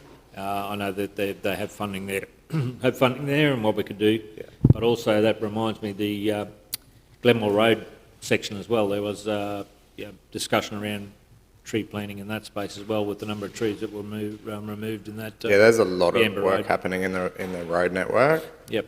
With varying degrees of consultation back to council. So some of the on the south side stuff, that is work that TMR are doing as of right within their corridor with very little input from us. So it is going to reduce the amount of gardens and different things like that. But yeah, we're certainly trying to work closer with them. So could we have an update in the briefing session about those negotiations and where things are at with that, that progress? So just so we keep that on track and councillors are aware of what the programs and outcomes would be. Thank you. Councillor, that looks like we've exhausted the questions in that space. Thanks very much for that report, Aaron. Could I have a move? A move Councillor Rutherford, portfolio, and seconded Councillor Smith. Put that. Those in favour? Those opposed? Motion is carried. Alicia, did you want to... You didn't want to change the motion? No, I was sitting here thinking I'll reserve my right to change it if I think we're falling behind. Yeah. So I'll give it a try first. And Sorry, then, and I didn't pick up on that, Councillor Rutherford, if you wanted to change it, but I think we can work on that. If there's something there that we're not getting to the table, we need to make sure that that's covered off. Thank you. Excuse me, Mr Mayor, this next one, I think I'm still the patron of Gracemere Lakes Golf Club, but does patron trigger a conflict of interest? No. Okay. Not as a patron. Thank you. Okay, thanks very much. Justin, hand over to you. 10.5, freehold lease. Thank you, Mr Mayor, and through the Chair, good morning, Council. This particular report, the first one off the ranks for myself and Jack, and actually, sorry, Council, before I kick in, just really quickly, I know many of you have probably met Jack. I just want to introduce Jack Barnett. He's our Sports and Rec advisor working in that community space with myself. In the coming months, Jack will obviously be taking the stand here and work through some of our community leasing matters as well. So just to do that introduction, I apologise, I didn't do that last month. Welcome, Jack. Thanks, Justin. Thanks, Mr Mayor. So this particular report, I got to give you one token one for the day. I'll give you one. That's a new one. You've lightened the lay there, Justin. You're right, mate. I didn't. There was no saving that one. So this report, as per the relevant local government regulations, we're looking to renew a series of freehold and trustee leases across 6 sites, 6 buildings. Now, I guess the one key thing I want to extract out of this report is talk about the specific ownership of those assets that are confined within those leases. So each of these clubs own their respective assets and their clubhouses. There's no playing surfaces or anything like that. It's a lot and a building lease. So the report is talking about the land lease only and the renewal of that for a standard 6-year period, and associated conditions have been set out in that report. So I guess really, is there any questions or anything? There's no specific prickles on any of these at this point. Thanks very much, Justin. I've got a number of lights on. I'll go to Councillor Latcham, Councillor Kirkland, Councillor Rutherford, Councillor Latcham. Thank you, Mr Mayor. Through to Justin. Just the one that stands out, Indy Park's Surf Lifesaving Club. So, through the Chair, is that, sorry, to assume your question is around a club? Relationship it has with I was talking to a councillor previously about that, and I'd have to take it away to get the nitty-gritty detail on that, but my expectation was before the amalgamation, potentially they were here when we were Rocky City Council. Now, their particular lease in that building, it was once former owned by the Outriggers. So the Outriggers built a new building, and I'd have to get the details on how long ago this was. I assume it was some years ago before that de-amalgamation happened, so hence why they are obviously there is that overlap, I guess, from Emu Park side. So my supplementary question is, are they still active? Through the chair, absolutely. I actually met with that particular organisation representative from the committee only probably 3-4 weeks ago on another matter about another community organisation trying to broker a relationship in that precinct, and they were front of house, having those conversations, working with us and these other groups. So they are certainly active and using the ski gardens quite often, to my knowledge. Yeah. Yep. Thanks, Councillor Latcham. Councillor Kirkland and Councillor Rutherford. Thanks, Mr Mayor. Yes, I had a similar question, just when we know there's so many local organisations looking for spaces, as in local government area people. My question is around the viability of organisations, and I see that part of the special conditions with lease renewals is that they do their audited statements and constitution, AGM minutes and player amendment numbers and that sort of thing. I'd like to ask what the process is if those things would come across to you as not necessarily viable, given that they own the buildings and those types of things. What's the process? Do we offer help to help get them back into a position where their organisation is viable, or what do you actually do, given that this is a contractual obligation? Absolutely. Through the chair, Councillor Kirkland. Look, that's a really good question. That's something that we are working on, concurrently. We are working with these organisations and that information. So I guess to step back, probably over 12 months ago, Council, we obviously made a decision to bring those conditions back in to get that information and get that visibility, purely for what my belief is to support those groups, to have visibility on how they're performing, what their current conditions are in-house, and identify ways in which we can support them. It's certainly, and this is the conversations I have with our community organisations, we don't want that information to wield a stick or to look at, whether they should be there or not. It's absolutely nothing to do with that. Our council's about trying to leverage that information to support them and identify ways in which we can help them. So, as you said, Council, that's exactly the reason we have it. We are still phasing into that again as well. So at this particular point, these leasees, we don't have that information because the leases that are about to expire and have just expired don't have those conditions. So we are trying to educate and inform these groups that we need that information so that when we do come to renewal time, we can talk a little bit more granular as to what their growth rate's been in terms of membership over the last 6 years, where they might need support, things like that. So, and look, clubs are really coming on board with that. We're starting to see that information flow through from those organisations. Councillor Kirkland. Thank you. Supplementary to that. Thank you, Mr Mayor. Thanks so much for that, Justin. My understanding is that to have that commitment and expectation within the contract of lease is to make sure that we don't actually have great facilities sitting there not being used when we know that the demand is just so high, with other organisations saying we need a space, and then they drive past a vacant space every other day of the week. That was my understanding as to why that condition was in there. So it's great that, yes, you would help them to become more sustainable. I think my question also pointing to the point, do you have capacity to then say, well, do you think that you'd like to move to a smaller space, perhaps, because we've got this huge organisation that's in the wings begging for a space to stay, or would you consider subleasing to them? Is that conversation, does that happen? Through the chair, absolutely. It was only yesterday I had a meeting with 2 organisations, and I guess the driver was exactly that. We identified that their numbers are reduced, they're small. They've actually approached us and said, in our current capacity, we're probably not sustainable. So it's about looking at that information and going, all right, well, a partnership might work for you, and then brokering those relationships. So without going into the detail of those groups, that is absolutely what we're doing. And it's probably still a little bit on the reactive side. We are, we're waiting. When we engage with these groups, conversations progress and we identify that need, or we go, well, look, we understand you've been here for 15 years, for example. You've only got 6 members. Have you thought about this? And and look, they're willing to have those conversations. And by seeing that We've also got groups coming through on the back of that facility audit that our strategic planning team did the last 12 months.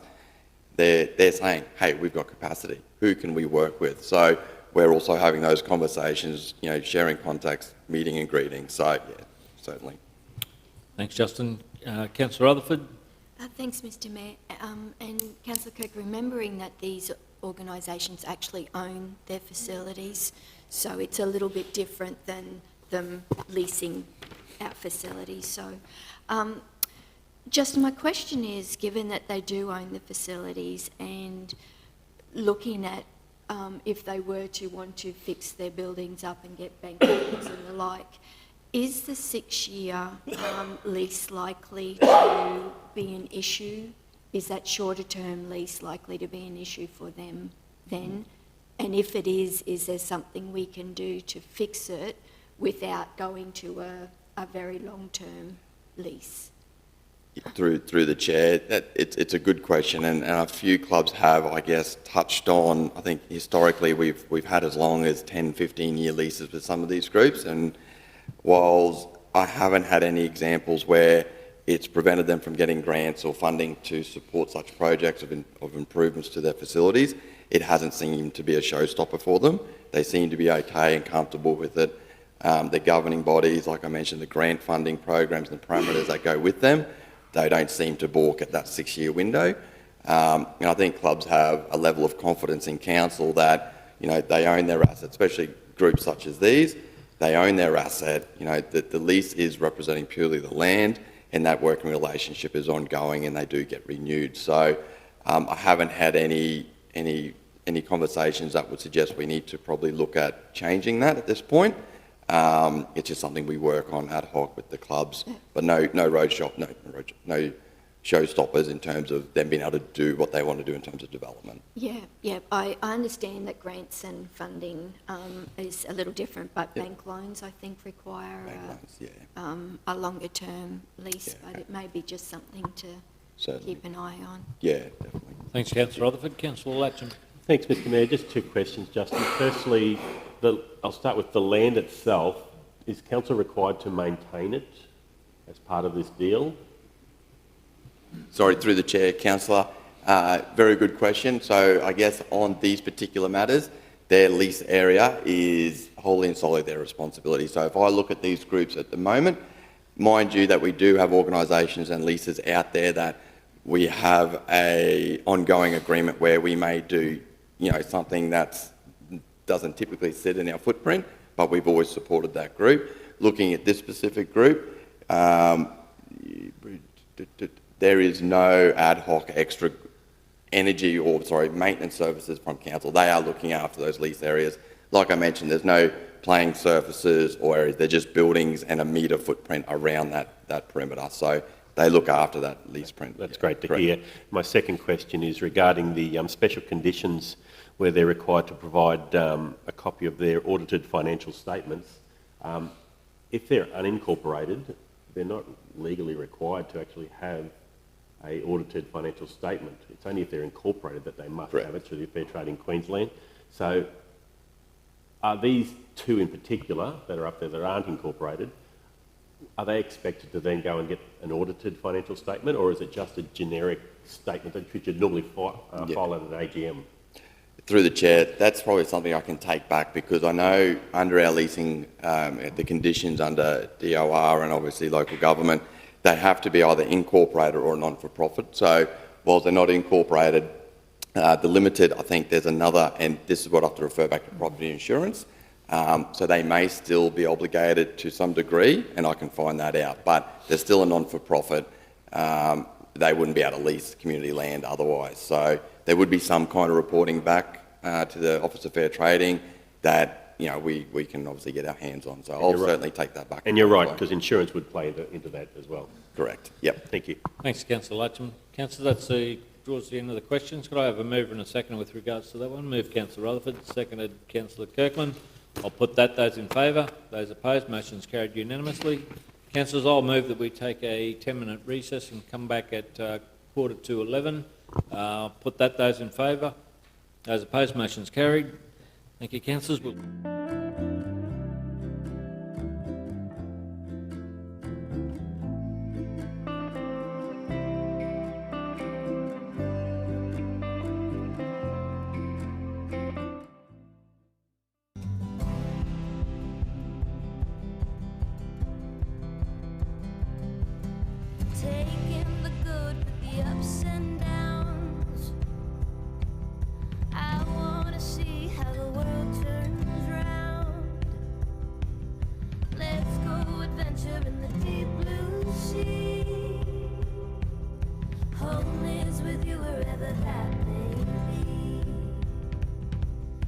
Home is with you wherever that may be.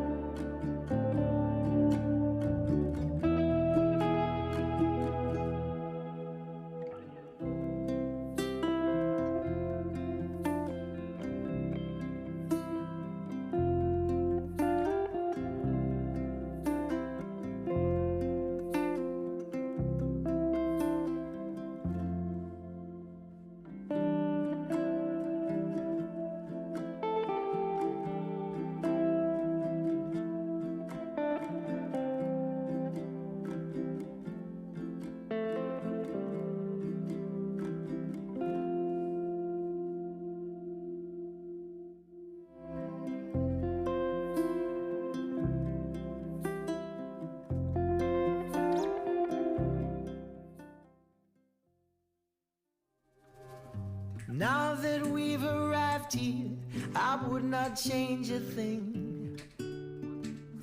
Knew that we'd survive here and all the goodness we would bring. Of this I sing. Everybody swimming in sunshine, everybody feeling fine. Everybody join the front line, ain't nobody left behind. Everybody swimming in sunshine, everybody feeling fine. Everybody join the front line, ain't nobody left behind. Everybody swimming.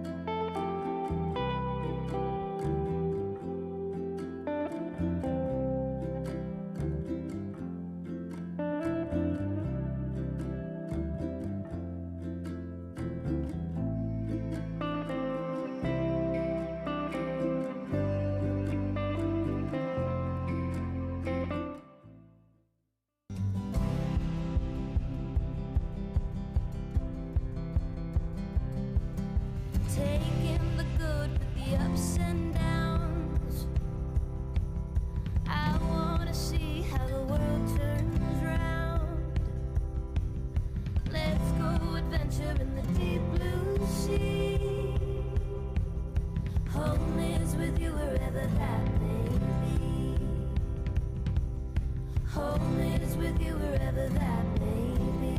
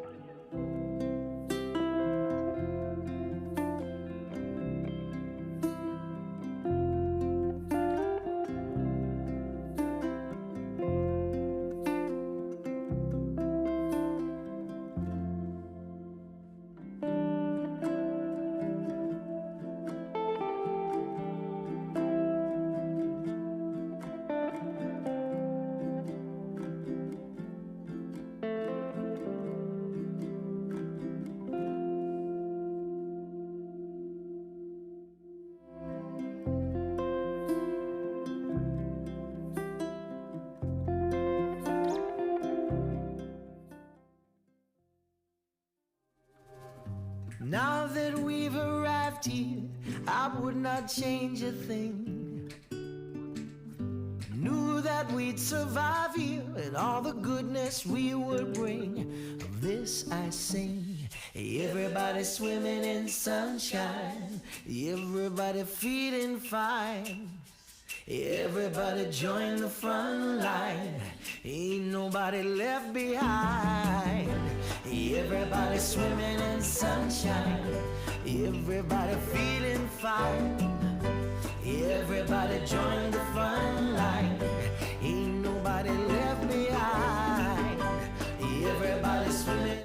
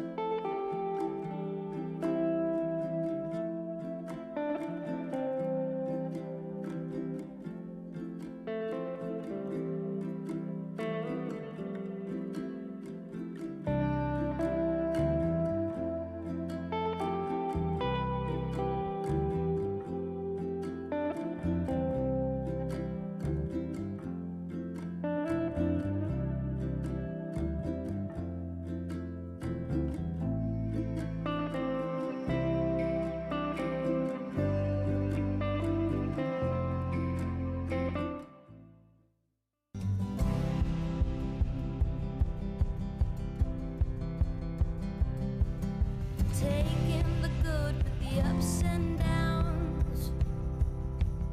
I wanna see how the world turns round. Let's go adventure in the deep blue sea. Home is with you wherever that may be.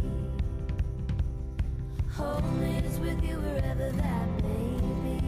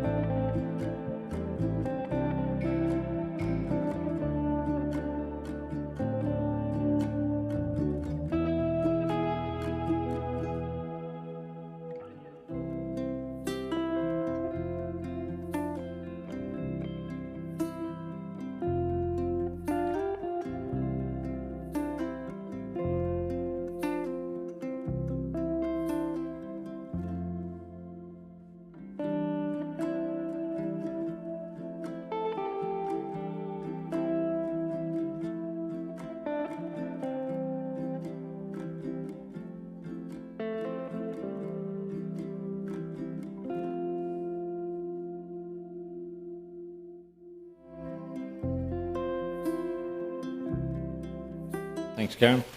Council, I'm happy to move that we resume the meeting. I'll put that. Those in favour? Those opposed? Motion's carried. Thank you.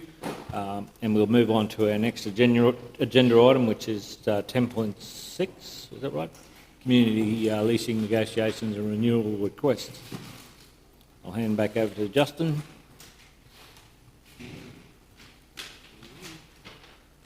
Thank you. Thank you, Mr Mayor. Through the Chair, this particular report takes us back to, I think, August 2022, where we had a previous report come to the table looking for a series of lease renewals for a range of different community organisations. Out of that report, we identified three groups in which have obviously been a valued and very active set of organisations. However, the difference between the other leases was that within those leases, they actually operate in a building that council own and maintain.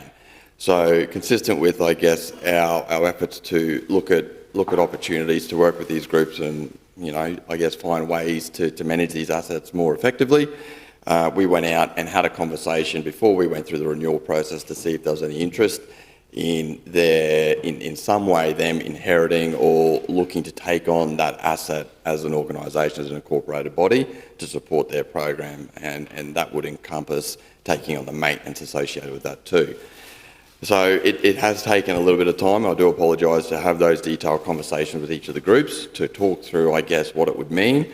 But ultimately, as it's defined in the report, all those clubs have come back and say, whilst they are financially secure, they're effectively operating. You know, bringing us to the point of the cycling club. I mean, they've just recently been successful in securing $190,000 in funding from DTIS, and our Gracemere Junior Rugby League club at Cedric Archer. They're forming up a partnership with Senior Rugby League as we speak to you know, diversify and utilise that facility more actively for rugby league. So they're extremely active. However, financially, they're not in a position to take on those assets. So I guess, as the report states, we're back here now to reconsider the initial proposal to renew with no changes to the asset ownership. Councillors, thanks very much, Justin. Councillors, questions to Justin on that one? Reasonably straightforward. Yep. Councillor Mathers. Thanks very much, Mr. Mayor. Justin, thanks very much for all the work that you and your team have been doing behind the scenes with this one. And look, this is not a reflection on the groups that are up there now, but the question I do have is in regard, and it's probably a hard question, but you know, we're talking about, you know, looking at financials, that type of thing. At what point do we? So just about any organisation that you go up to and go, hey guys, look, you know, we want to do something, but you know, by the way, are you prepared? You know, we pay for the building, we maintain it, ratepayers maintain it. Yep. But you know, how do you feel about taking on that responsibility? Everyone's going to say no, you know. So at what point do we make a decision where we look at their financials and sort of go, well, we understand you don't want to, but we're sort of in a position now where the responsibility has got to be removed from the ratepayer and go to the organisation. Have we been in a situation yet where we've had to sit down and look at those financials and make that call? I understand we've only just instigated this in the last 12 months or so, but there's not much point in us getting this information if we're not going to act on it as well. Does that make sense? Certainly, through the chair, that is a big question. I guess, to my knowledge and to my experience in this role, working with these groups, certainly no trigger has ever been pulled, nor has council kind of lent towards making a decision similar to that, which would essentially mean, look, you know, council wants to change that, because I guess some of the conversations I have with property insurance and around the legalities of these leases as well, council can't force an organisation to take on ownership or, you know, take a walk, essentially. Yep. Like that's not even an option, nor would it be an option council would consider, because that would derail and cause all sorts of issues. So I guess we're a little hamstrung on both fronts. The clubs, whilst they would probably love the idea of owning the asset, fundamentally these assets are aged. You know, their cost of service are only going up, hence why we're having this conversation. So they're probably not the solution at this point in the short term to, I guess, look to for us, potentially, I guess is my comments. That said, officers, myself, when there's opportunity to change the structure of these leases. So, for example, we are working through a surrender at the moment. So, similar to these, council own and maintain the building. When those assets or when those clubs currently, you know, decide to go their way on their own accord, that is when we can then change those goalposts. But you know, I guess in theory is all right. So the next tenants that come in, you know, whether we tender the building or whether we come to council and look for a suitable party to take it up, a part of that agreement will be the building will become theirs as well. So I guess that's how officers are managing that space at the moment. There's been no directive, or there's, you know, legally I don't think we have an avenue, even if we wanted to consider, that scenario, I guess, Councillor Mathers. Yeah. Thanks. Through the Chair, if I can just add to that response, and what we do see happening, and we have seen it, is where, not necessarily in Justin's space, but certainly on the facility side, where it's not viable to continue to invest in the structure, and that's where we're bringing those decisions to council. So the two areas work closely, so that and a good case might be the darts club, where not viable to invest, we're looking for a new home for them, and they might be one that is willing to invest, but not in that particular site because it's not viable. So there's a whole lot of negotiations and discussions that go on in that piece, but it is facility by facility because it's not always owned by us, but where it is, what we see is us bringing those things to the table and saying, this is just not good value for money to continue to invest. And following up then by having that information on how much membership and what financial situation the clubs are in themselves, and that information that they submit to us, that will help in us guiding what's going to happen with that club in the future. Thanks. Yeah. Yeah, Mr. Mayor, if you don't mind, and Alicia, I totally understand where you come from there. This is not about trying to use a big stick or put these smaller organisations under more pressure than what they already are. All I'm thinking about is just from a ratepayer's point of view. If we've got to do it on a case-by-case basis, but if we talk to an organisation and we know a building needs a lot of money spent on it, maybe we can be having conversations into the future going, look, we're going to invest quite a sum of money into this to bring it up to scratch, but we think at that point after that, maybe you should be considering taking on the ongoing costs after that. And I understand not all groups can do that, but I'm just pleased that you're at least doing it on a case-by-case basis, because if the opportunity is there, it's something we can do. Because I know some of the organisations get excited, love the idea that they're going to own the building. So we just need to be doing that. So thanks very much. I think in that same space, we've got to understand our asset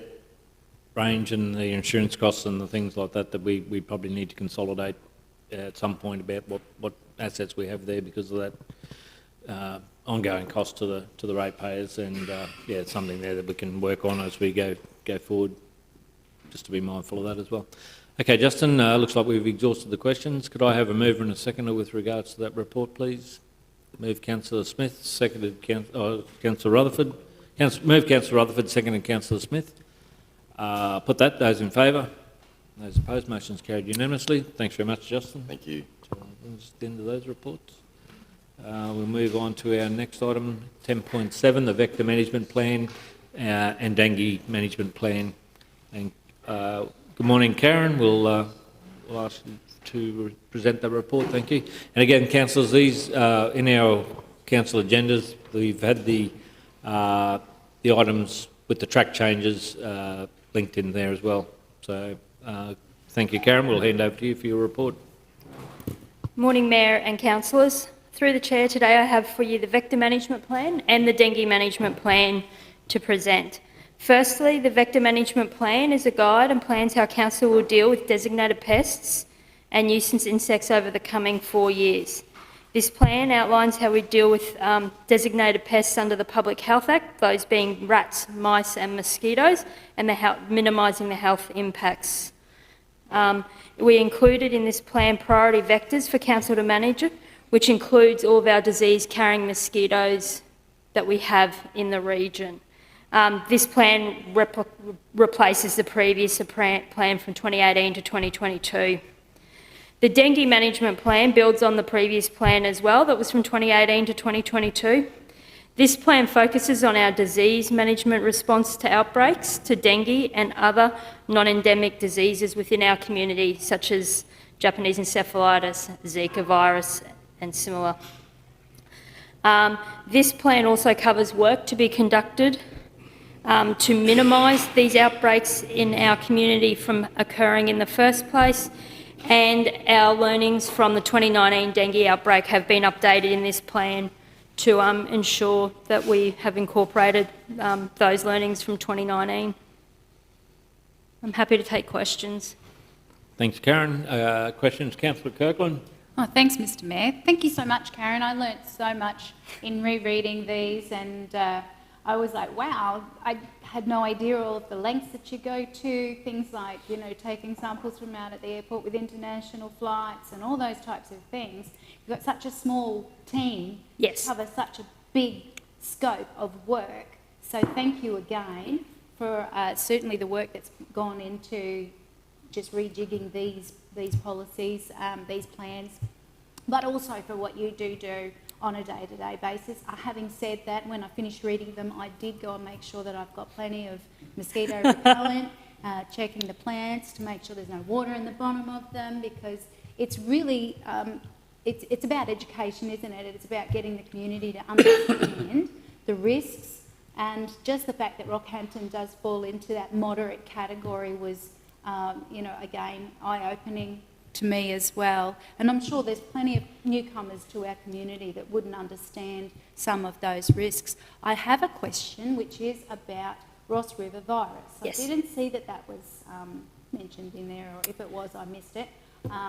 Could you explain to me about that? So Ross River virus is endemic to our region, so it's not a disease that we're going to be able to eliminate. We can definitely minimise through some of these proactive programs we have around minimising the disease-carrying mosquitoes that we have in our community. But we already have Ross River locally transmitted in our community, and locally in our the virus is locally in our mosquito population. So it's an endemic disease that we have that we need to control and minimise. So it probably doesn't go into it quite as much, because I guess the dengue management plan very much more focuses on our response if we get those non-endemic diseases. But it is something that we do and we do track, and I do know that we are, the last 2 years we've had a relatively low number of Ross River virus detections in our community. Definitely last year, and this year we're tracking to about the same, which should be under about 20 potentially. Secondary to that, thanks, Mr Mayor, was that in the report about the Ross River virus? No. No, I didn't think so. So is that something that should be in the report? I can provide those statistics we get from Queensland Health.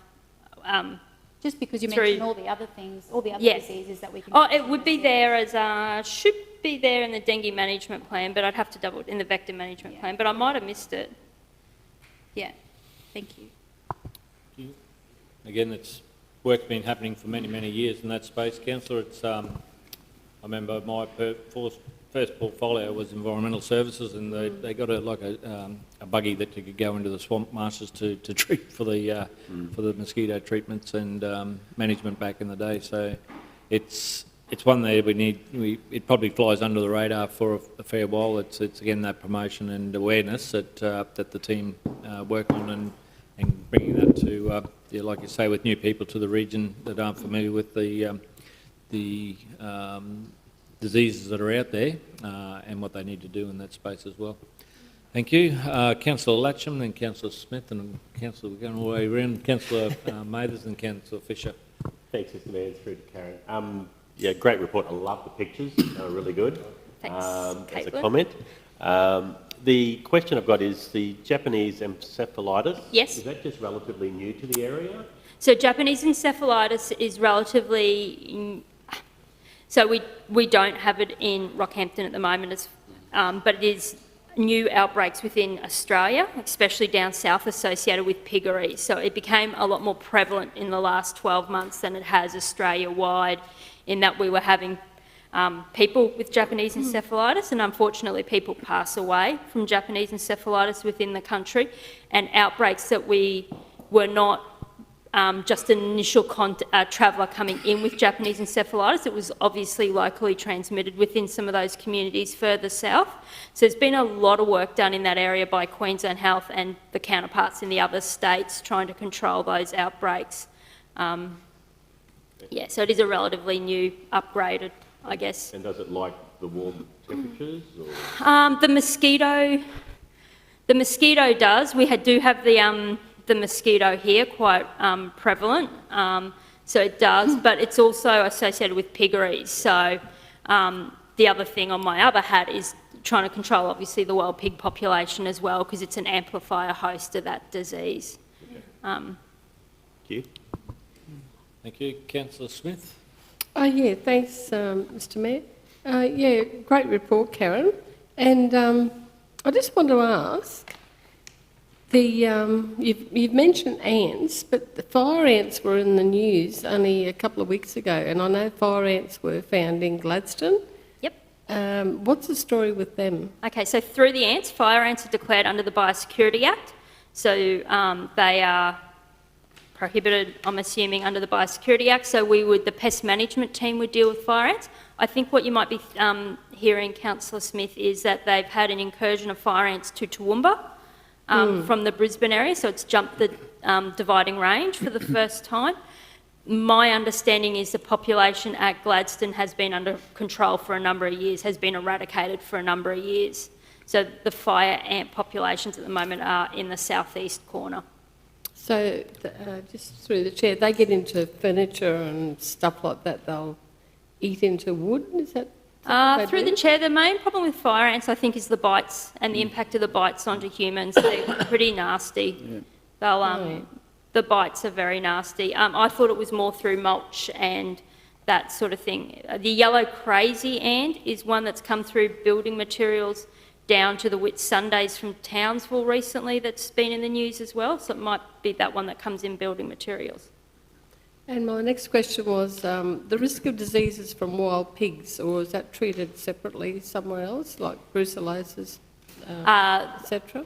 Yeah, so through the chair, that would be through the biosecurity plan. We'd do that through the biosecurity plan. Mm-hmm. And through the chair, just when that was my portfolio, the fellows were showing me once how you put pellets in your troughs and waterways, and that stops the mozzies breeding next year. Do we distribute them at all, or is that just what we use? I just thought that might help to keep the numbers down. Through the chair, so we will apply that to council land.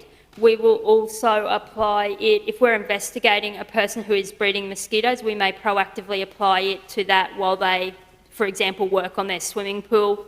If their swimming pool filter or something's broken and they're breeding mosquitoes in it, we may apply that with the permission of the landowner. But it's not something that we actively supply to the community, no. I just thought that might keep the numbers down. You know, it certainly works. Thanks, Councillor Smith. Deputy Mayor, then Councillor Mathers. Thank you, Mr Mayor. I thought this was a really good follow-up to the last plan. Reading through it there, you're able to capture some of those little changes that have happened in the last 5 years. So I thought this was actually very, very good, very well done. And it wasn't a dramatic change, but what you've addressed is right on the ball. So I just wanted to thank you and the whole team. I know you're the quiet achievers in council, but keep doing the good job, because I thought this one was very, very good. Thank you. Thanks, Councillor Fisher. Councillor Mathers. Thanks very much, Mr Mayor. Mr Mayor, I just wanted to say the same thing, which is it's just that, you know, they've got a very small team, but the work that they do is so important, and if they weren't doing, we'd know about it very quickly. And, you know, these plans are really important. Karen and I were talking about it earlier. You know, these are updated, and Karen will go from here, and then they'll work out their action plans directly from them, and they'll do an operational plan as well as to what the people are doing on the land. And I've been out, Doug has organised with me to go out with the pest team and look at what they do to treat the mozzies, and they've got a big job, Mr Mayor, and they do a great job. So thanks very much for the team and what you do, and thanks for updating these, and I'm more than happy to move it. Yeah, and my apologies to portfolio spokesperson for vector management as well, Councillor Mathers, and nothing like getting on the ground to understand what the operations are like, and that's something there that, yeah, I recommend portfolio councillors be involved in. Councillor Wickerson. Thanks, Mr Mayor. Just to follow on from Councillor Grant, to thank the staff that were at the Rocky Show too for the 3 days, because it's very important to get all this messaging to where it really matters, that's on the ground. So I had samples, and I always put a lot of effort into making it interactive, and I think that shows in the response to it. So that's, and also the other people that were there too from environment, and it was mostly your guys. Local guys. Yeah, so that's very important to do. If they can work out a way to stop one from getting the flu or the cold from the show. There's a bonus in it for you. But yeah.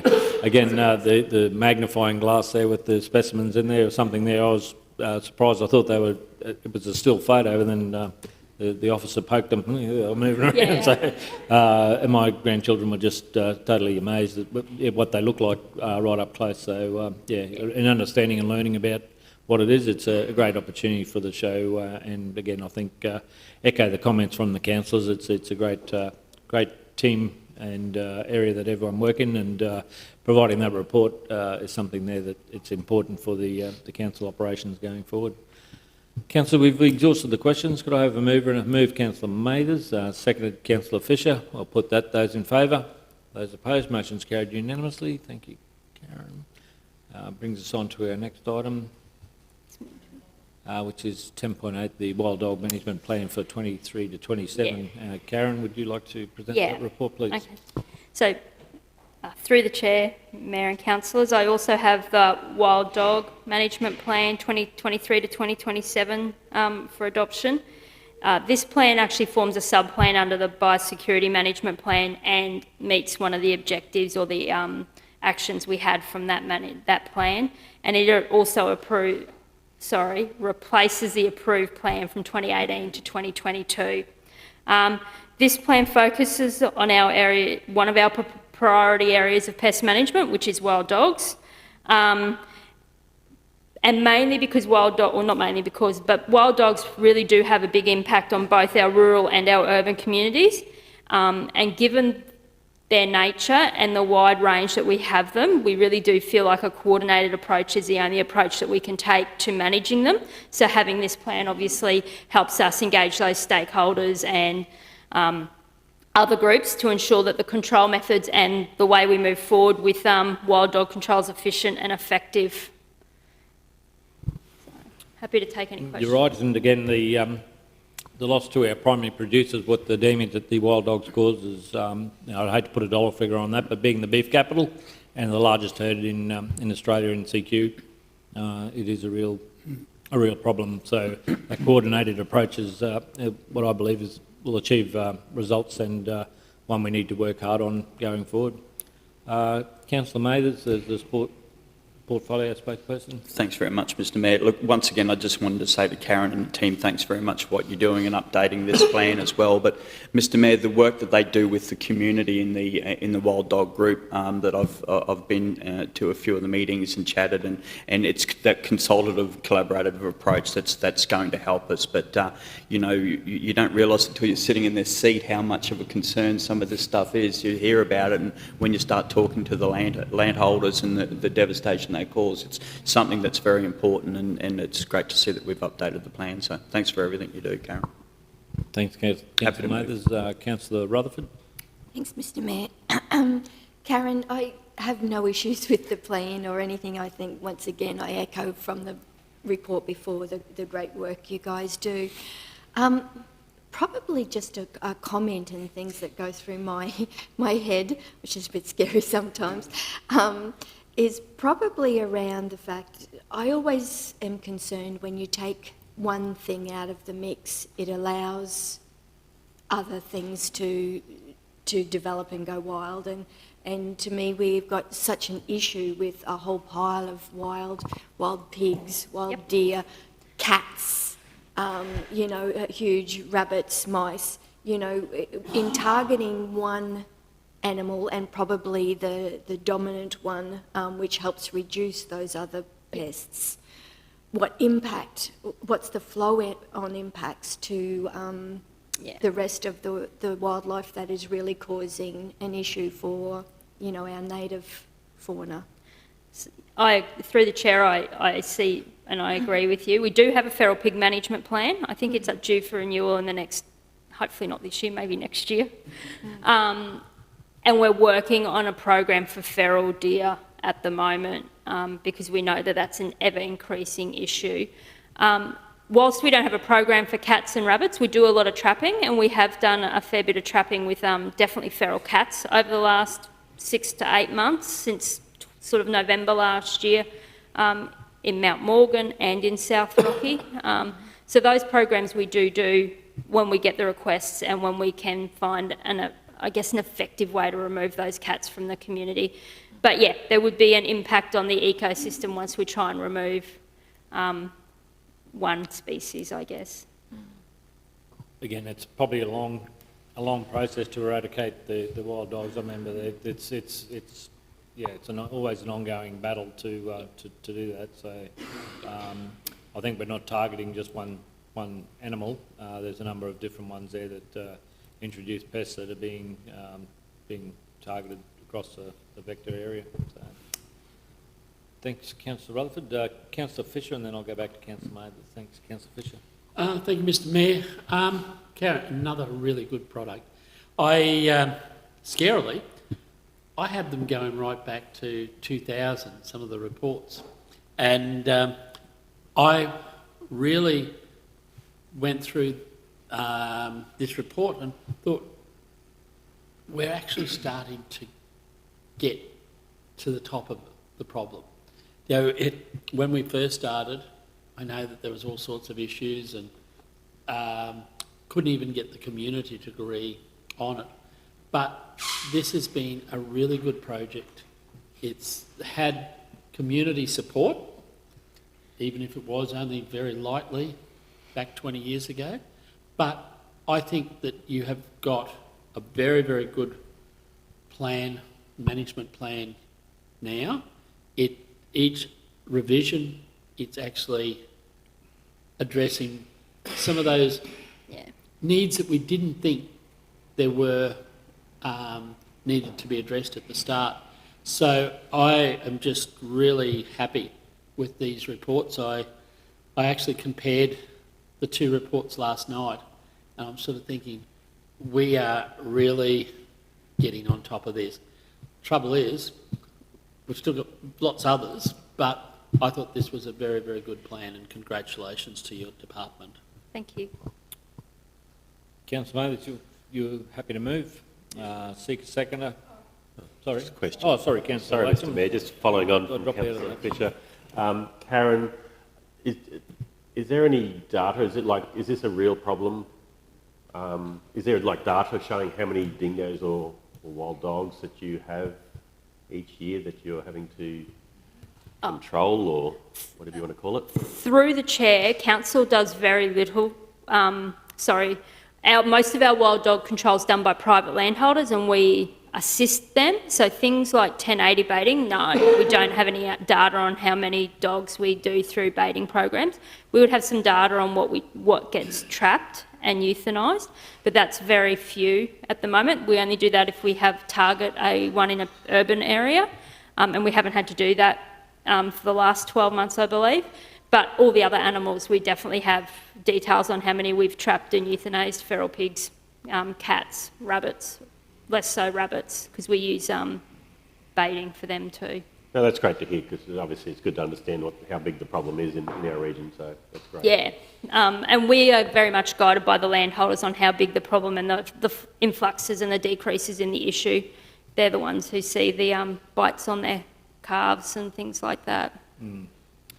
Yep, and I watched the landline project, and the technology's catching up in this space as well. We're talking about drone mustering, and then again how they manage wild dogs population with drones and infrared cameras and the like. So I think in this space it'll be a different opportunities for those property owners to manage going forward.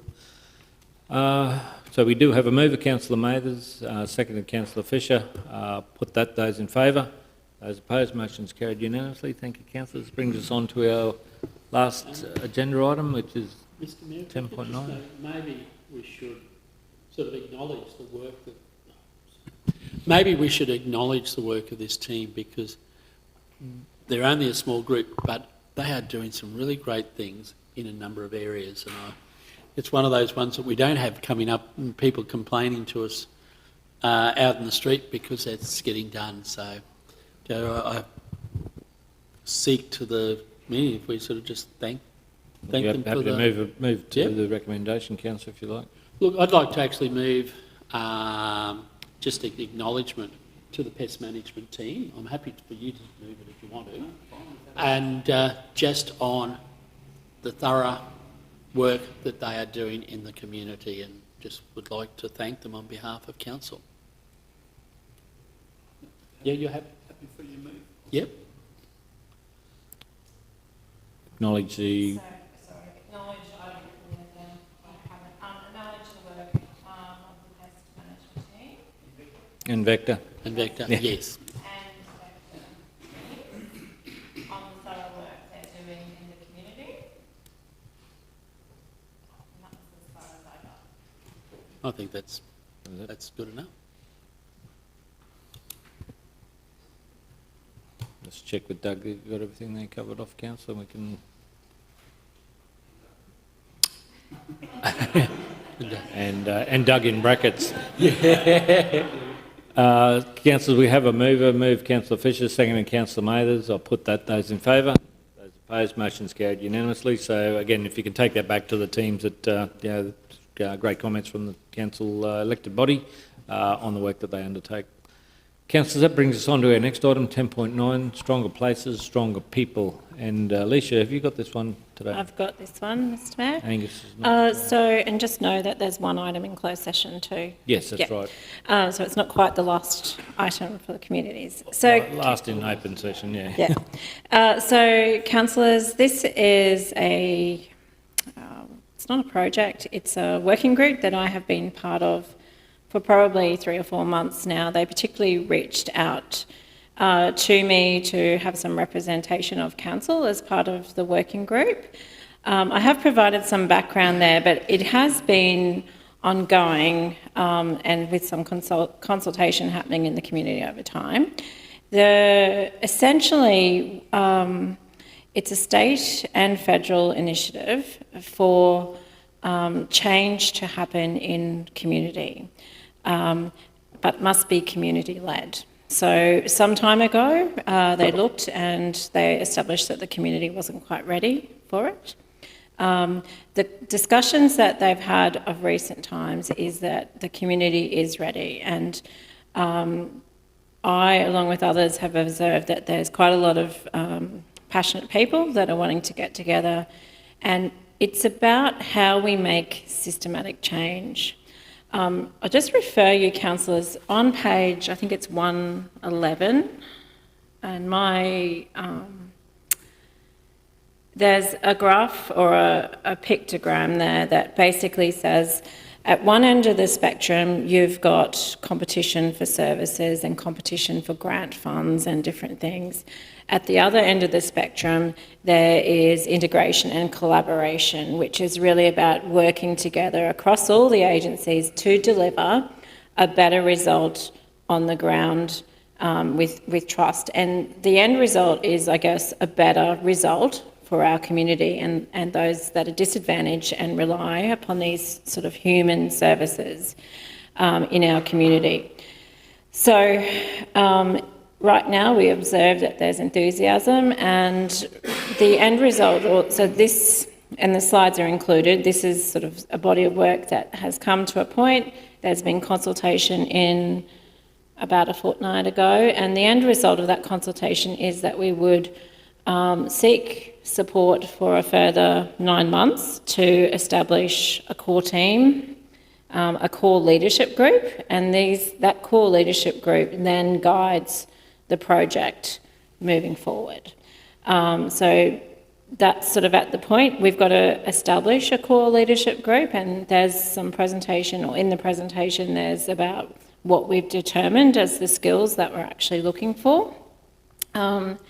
And then it's about actually getting that group established and then working together. Now, the other aspect of it is that it's, as I said, state and federal government funded, and it will come to, it needs to be, they call it auspiced by someone to do that.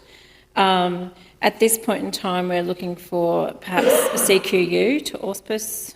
And so what essentially happens is the people, like the grant would come to CQU, hopefully they have to actually come on board with that.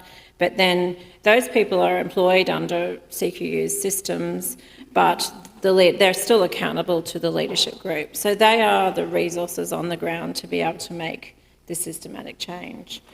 Happy to take any questions, or even, I know Councillor Mathers, you were in attendance of the entire day, but I think it's fair to say there's no doubt that there is a need exists, and we see it even at a local level in terms of this competition for grants and funding, and how it just does not, and when I say we see it, in particular the NRM stuff, you know, we had no one last year that was eligible for any NRM work, and then this time around we have two different bodies that are doing that. So at a local level, we, you know, on the ground, 12 months worth of nothing, and then we've got two groups that we've essentially had to gear up to and mobilise because of this competition for funding.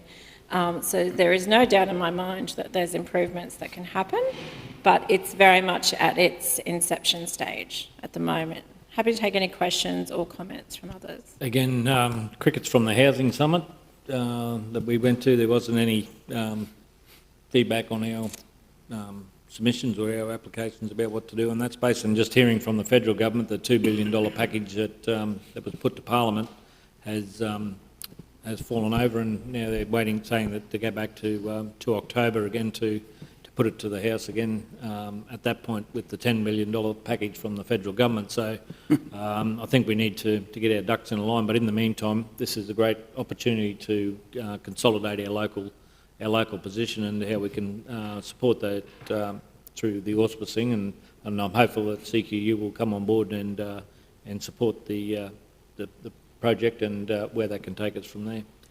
I'll go to some lights and questions. Councillor Mathers, and then Councillor Wickerson, Councillor Kirkland. Thank you very much, Mr Mayor. Through you to Alicia. Yeah, Alicia, we've something different's got to be done somewhere along the line, and I think that this is at least looking at it from a different way. I'm still keen to see what sort of action plan comes out of the meeting that we had a couple of weeks ago, but I understand they're working on quite a few things, and at the moment it's more important that they get that backbone group sorted and then they can work through that. But if nothing else, if this group can help towards it break down the soloing and the competition between those organisations, that's worthwhile just in that alone.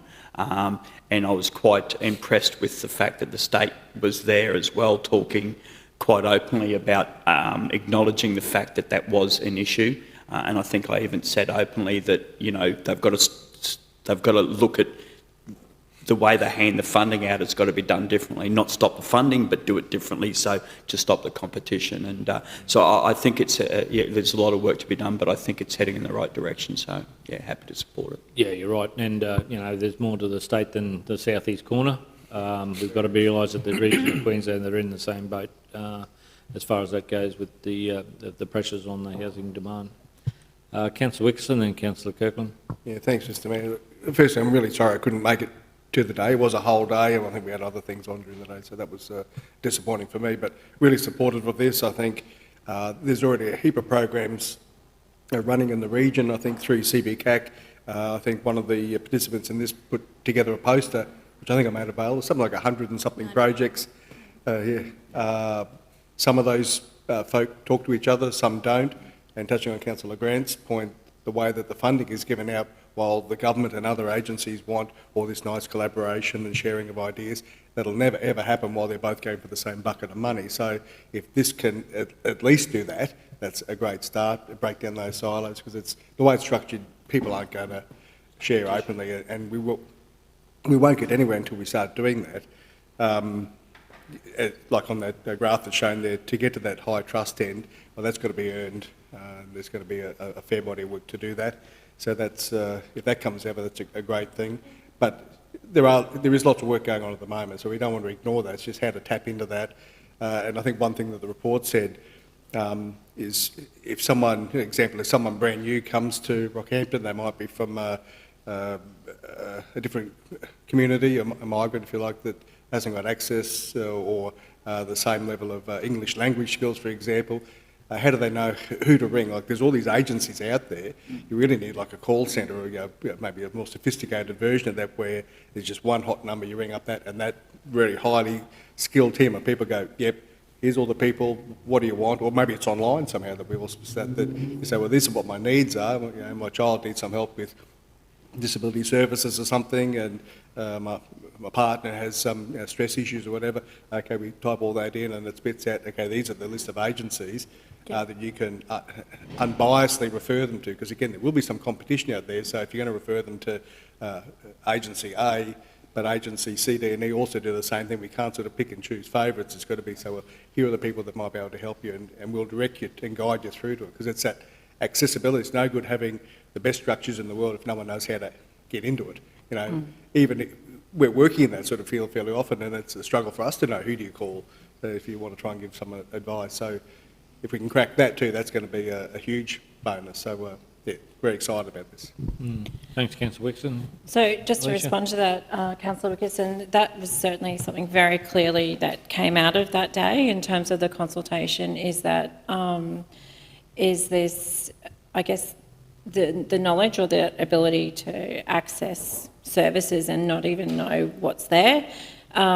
We did talk about the community centre that is being planned and built for North Rockhampton, and potentially this group will have some sort of presence, and that will help now shape what that community centre is going to look like, so that it is exciting, or it's an opportune time that we also work with the state to deliver that, so that there is that one-stop type of service. The other aspect that came out of the community consultation is this, you know, this drop or this refer off, or, you know, this inability. So you might go somewhere, you get referred to someone else, and this person here has dealt with you, you're done.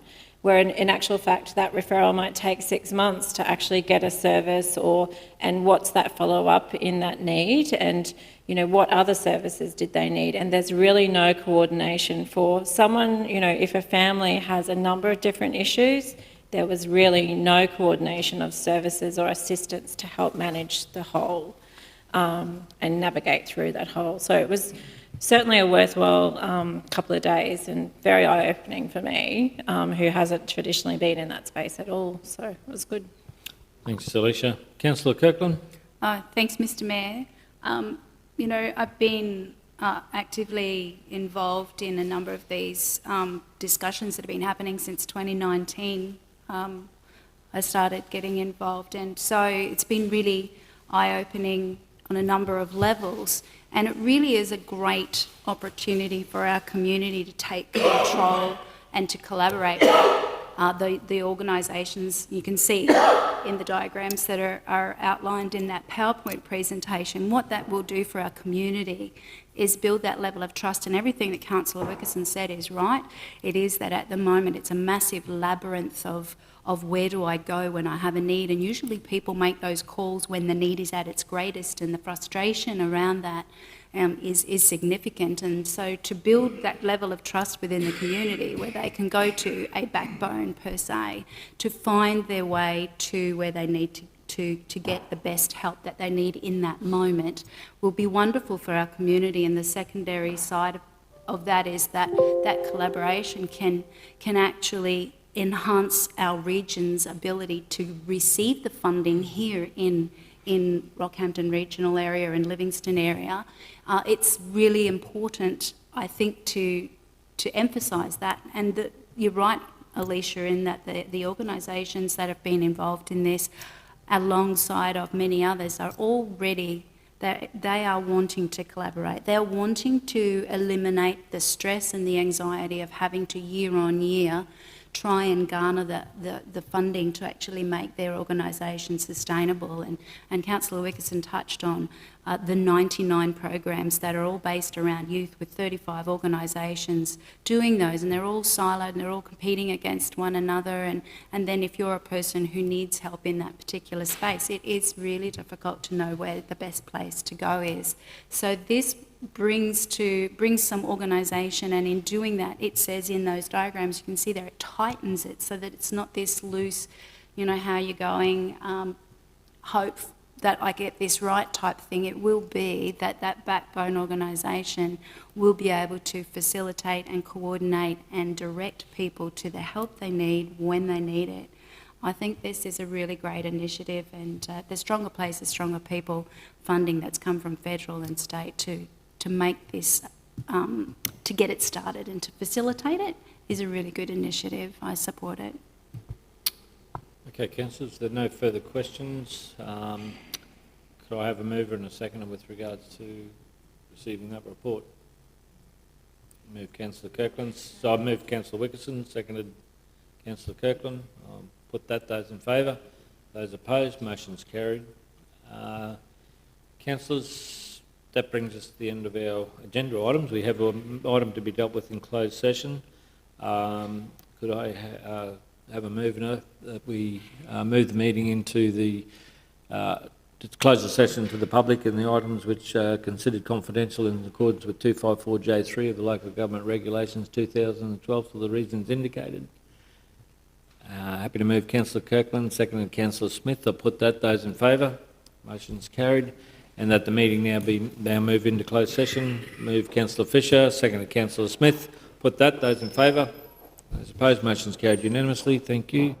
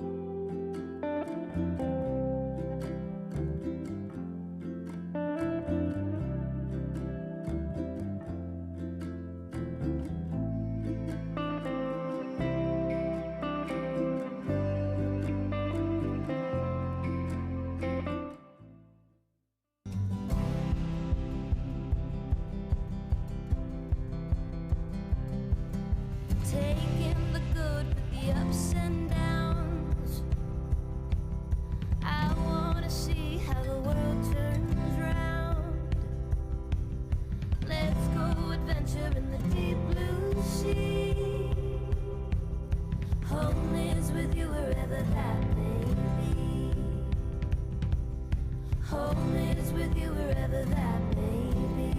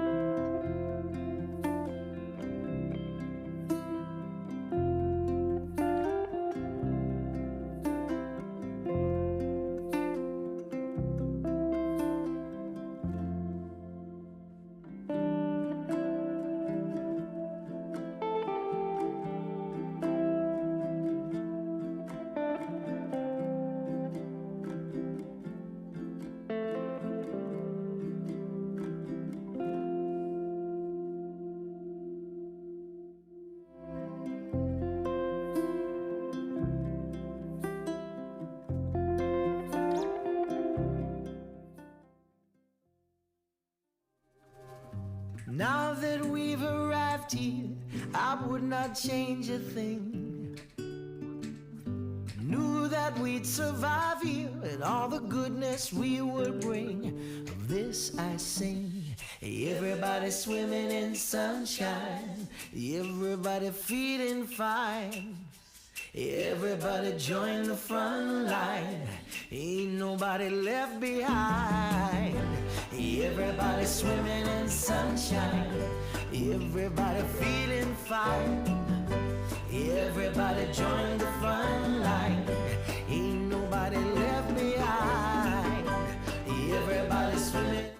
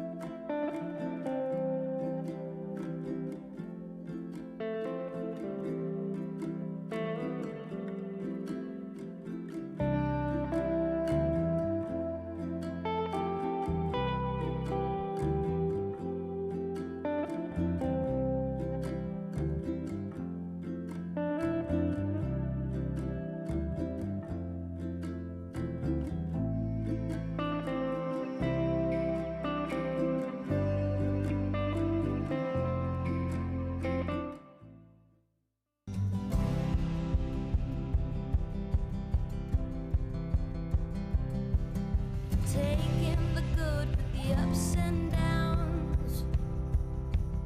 I wanna see how the world turns round. Let's go adventure in the deep blue sea. Home is with you wherever that may be. Home is with you wherever that may be.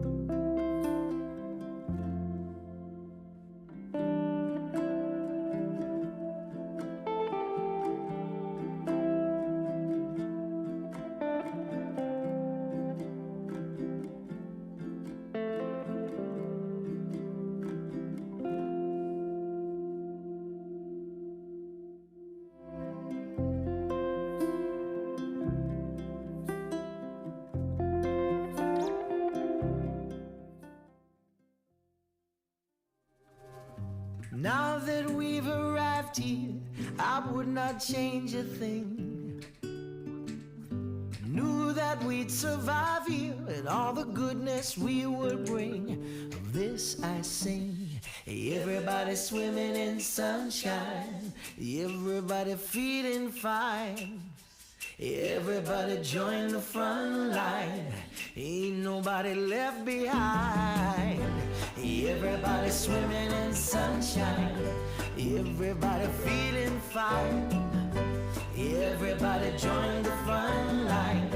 Ain't nobody left behind. Everybody swimming.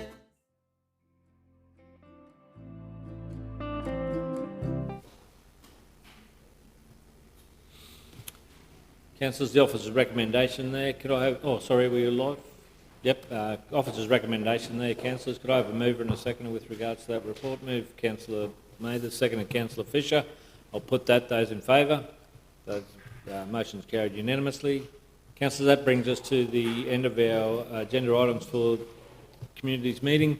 I'll close the meeting. Thank everyone for their attendance and thank officers for their reports.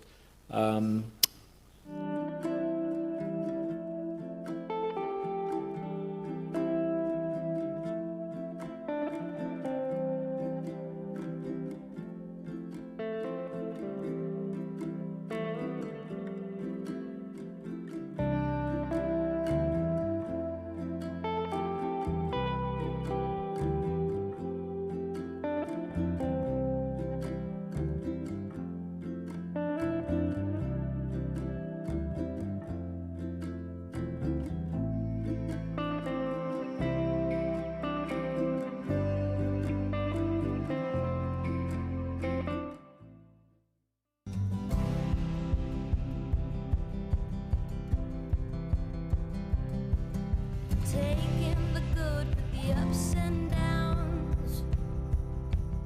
I wanna see how the world turns round. Let's go adventure in the deep blue sea.